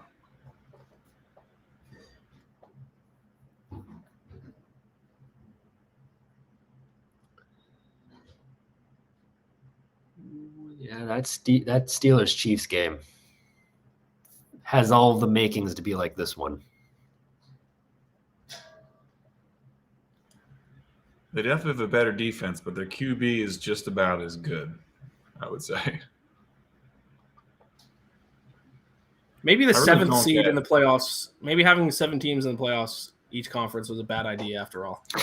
Right. I don't remember the 2 versus 7 games last season though. Maybe they were closer. Let's check it out. Well, they wouldn't have, the second seed would have had a bye, right? Yeah. Not last year. Didn't they start this playoff format last year? No, this is the first year they're doing this.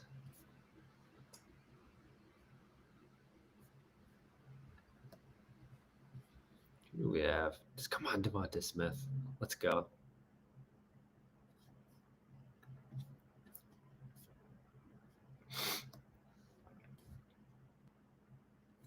No, because Green Bay and New Orleans had first round buys last year.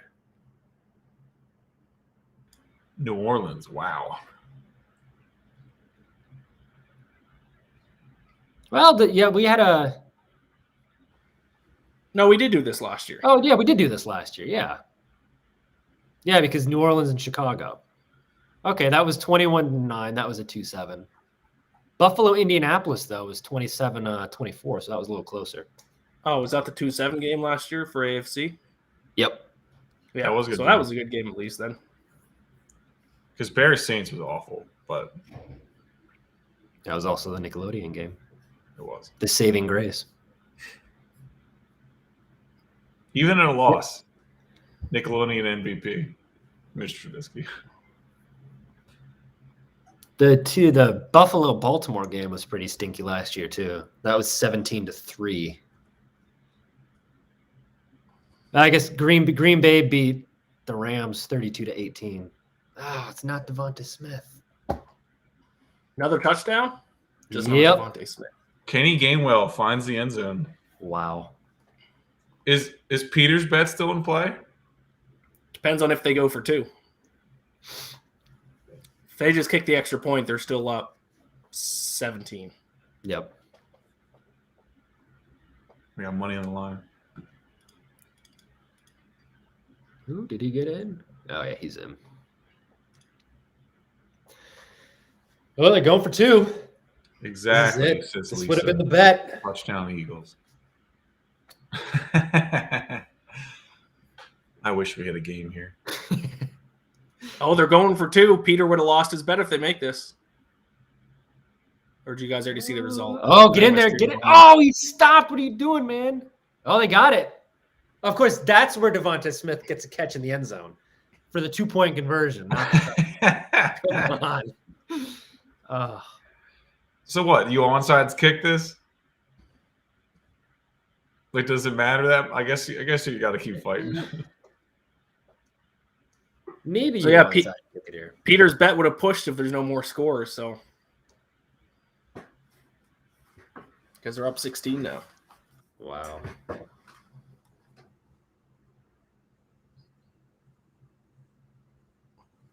Well, this is the other thing I didn't want. The Bucs finishing this game sloppy going into next week. You just want to finish it strong. You get this? You got to imagine their focus is probably gone at this point, though, at least. Oh, probably. If there's an excuse.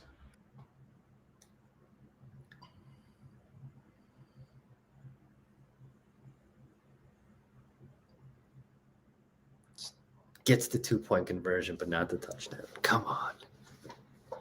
9 targets for Smith. 60 yards, 4 receptions. Maybe you want a little bit more out of him. The kid is a bright spot.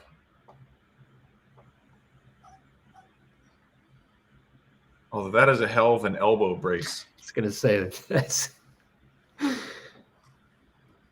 that is quite the brace.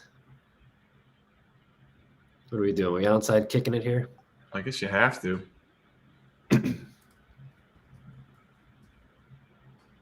And a terrible onside kick. All right. With the switch direction, and not even close. Not even close. Oh, boy.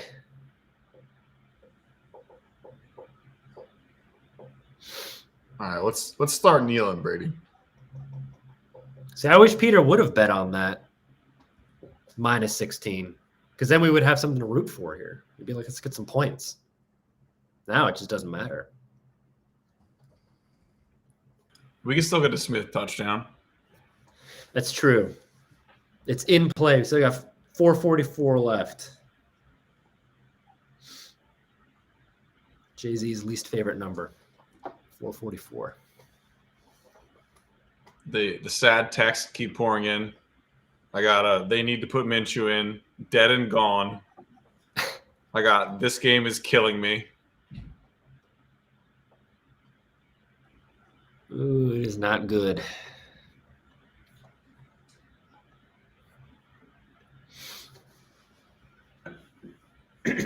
Well, Verderham and Patrick and the Arrowhead Attic crew are doing a live one for the Chiefs game, so hopefully theirs is a little bit more exciting than this one was.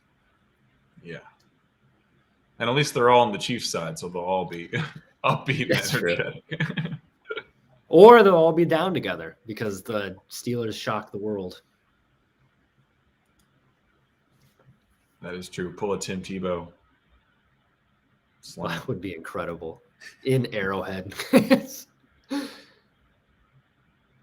Ooh, Scotty Miller. Sliding down inbounds. Nice. Smart There he guy. knows. That's the Smart guy who knows guy. if he wants to go home.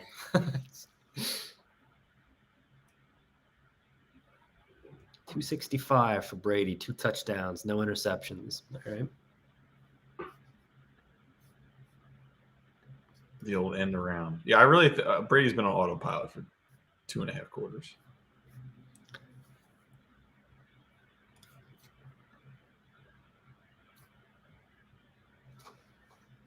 All right. Well, at least a Dallas loss would be a nice way to cap off this day, at least. I like that. As much as I would like a Mike McCarthy revenge game in Lambeau, I think the playoffs might be a little bit more interesting if San Francisco, a true wild card, keeps kind of causing some chaos. Also because I want them to beat the Packers. I think that would be hilarious.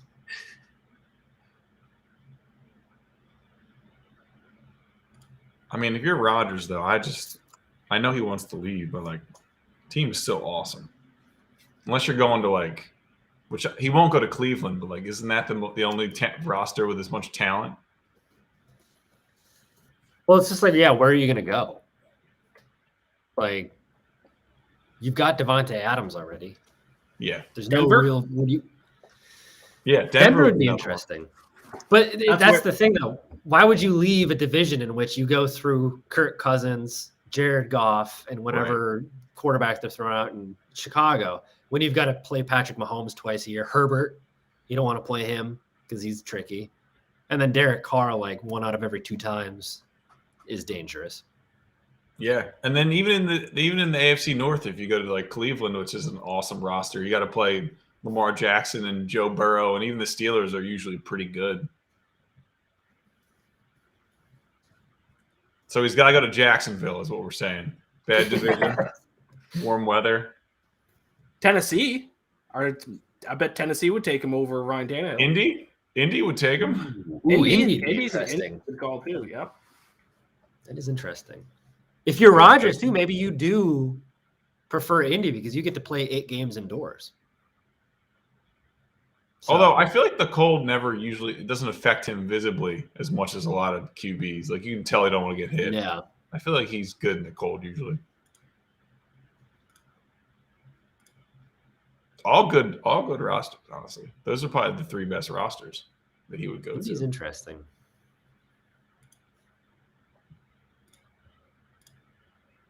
It would certainly make listening to the Pat McAfee show more entertaining, as if that's possible. Maybe that's the end. Maybe that's the rumor we can start. It's the connection. Pat McAfee and Aaron Rodgers, the Indianapolis connection. Pat McAfee unretiring to play with Aaron Rodgers in Indianapolis.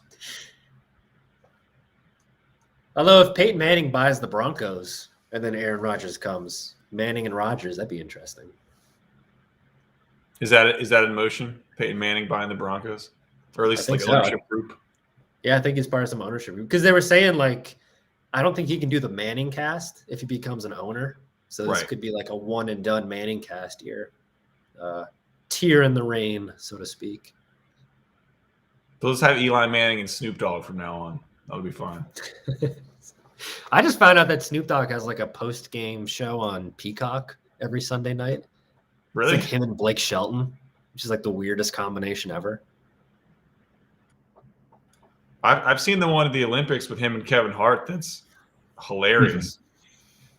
Maybe we get that going.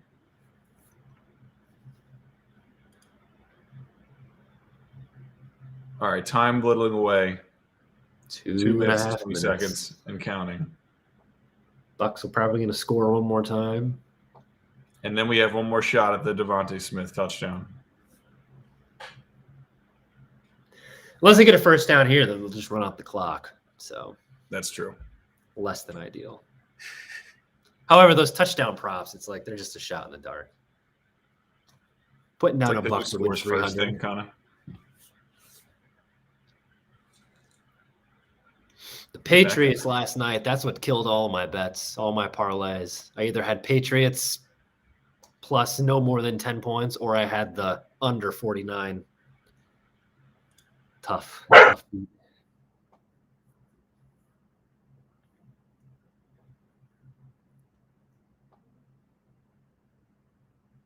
So, Rams coming to Tampa next week. That'll be interesting. So, first time it was in LA. Didn't go the way that the Bucks wanted it to. Coming out to Tampa, though. We'll see how that goes. I don't hate it. I'm going to be cheering against the Buccaneers. I apologize, but well, you have to. I have to. I mean, I wouldn't be rooting for the Falcons. God knows I never Yeah, root for the exactly. Saints when they're in the playoffs. So Yeah. And it's the extra whammy with Tom Brady on the team. I can't do it. I can't do it. that's the thing too. Yeah, the extra whammy with Brady. Because every time people hate on Brady on Twitter whenever he's doing rough, I'm just like, we're collateral damage. Because nobody's actually outside of like, a Falcons fan or something, nobody's like actually mad at the Bucs. It's like the national audience hates Brady. We are just the conduit through which the Brady hate is filtered. And I have special hate for Brady. So I'm obviously a Falcons fan. My dad is a big diehard Rams fan. So our family's 0-3 against Brady in Super Bowls. Ugh. Actually, the first football game I ever watched in my life was the first Super Bowl Rams against Patriots back like 2000 or 2001. Oof. So I started my career off as a football fan hating Tom Brady. And here we are like 20 years later and he's still winning Super Bowls. I will say, I think he's gotten more likable since coming to the Bucs, for sure. I mean, I'm biased, so I was like, yeah, I feel like I've done a 180 on him completely. Fair. But it does feel like he's kind of got like fun uncle energy, and he didn't really have that in New England. Like he's not stumbling off of any duck boats drunk the way that he was last year, or in New England, but. Well, what I've had to kind of do is I always made the argument that he was like a system quarterback and he won because of his defenses. And I used to say he's not the greatest quarterback of all time. But then he goes to Tampa Bay at 43 years old and wins another Super Bowl. It's like, all right, I guess like I don't have any more arguments left. I guess he's the greatest of all time. Yeah, you got to be at this point. I loved the shop episode with him was amazing. Just hearing him curse and say the F word was enough for me. Well, he's like in commercials now and stuff. It's like the Subway commercials and like the crypto commercials. I don't feel like I saw him in any, TV ads when he was in New England. He was in a weird. Although Belichick's doing commercials too, so who knows? What were you saying, Sean? He was in a weird watch commercial. I think that was the only one I ever saw him in. But then even you got him and Gronkowski in like the baby pools, right? Isn't that like a thing now? Yeah. He's definitely got goofy uncle energy now.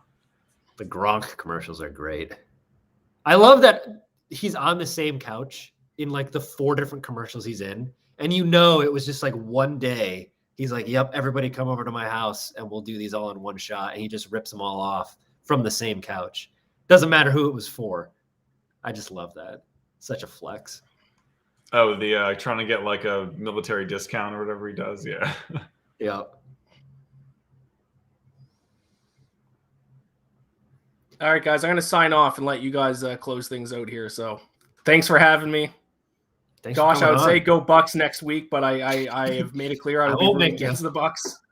I respect it. I respect it. All right, guys, thanks for having me on. Yeah, All take right. care. See you later.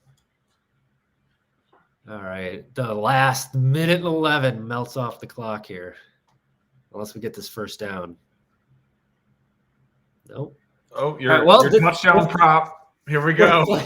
We're playing for the Devonta Smith touchdown. Come on. It's all we got here. I've sunken this far, but now we're dreaming. This is not at all what I expected out of this game. This was barely interesting to watch. Yeah, and like really fast. Within 5 minutes, the feeling in your stomach, and my dog's even angry about it. I know. It's unfortunate. Thank you. It's just unfortunate we weren't able to run the ball, and then penalties, just stupid mistakes. When it was those two things that really couldn't sustain a drive. No. It was just bad from the beginning. And then obviously the defense, just no pressure, playing zone against Brady. And we got to catch against the sidelines. We're in business.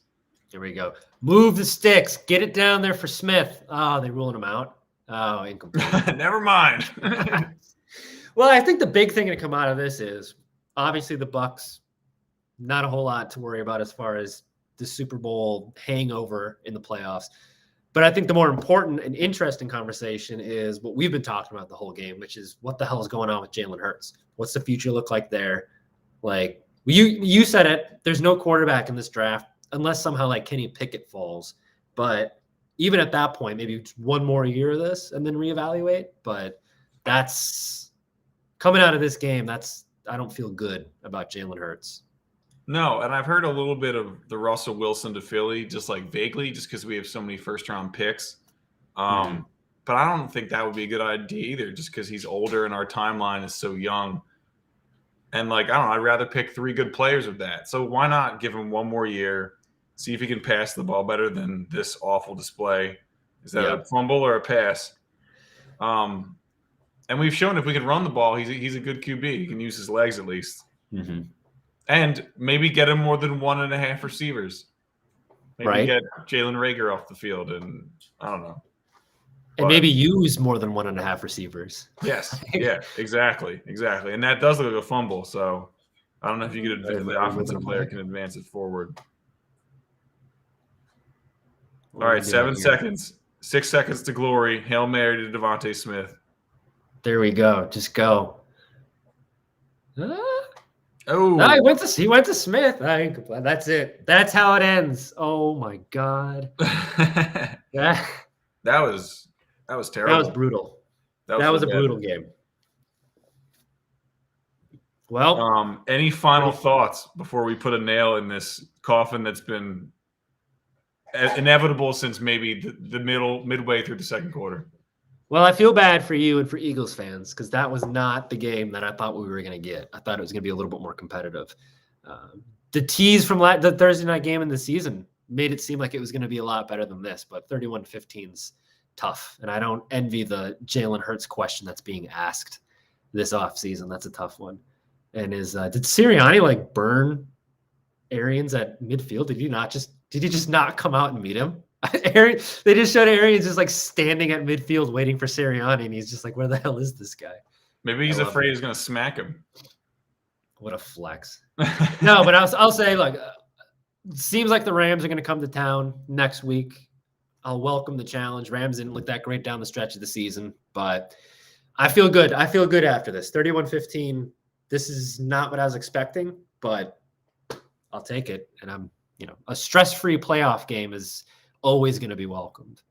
It's rare. I'm glad we could give you guys a tune-up game. I'll say that. Yes, I think regardless of what happened in this game, I mean, a loss was going to be a loss, but I feel like talk radio is going to be ablaze this week. It was going to be anyway, but it's going to be even more so. I don't think Gardner Minshew is the answer, but now it's whether Jalen Hurts is the answer at all. It doesn't matter who's backing him up. It's whether he can be an NFL QB and make downfield throws. He bailed the pocket a lot today, even though it was a clean pocket. That's been an issue all year. And he was pretty inaccurate and sloppy with the ball at times. So it's going to be probably a pretty loud offseason as it usually is, but when you don't have a QB, and especially in Philadelphia. But I'm proud of this group. Terrible game, absolutely awful game.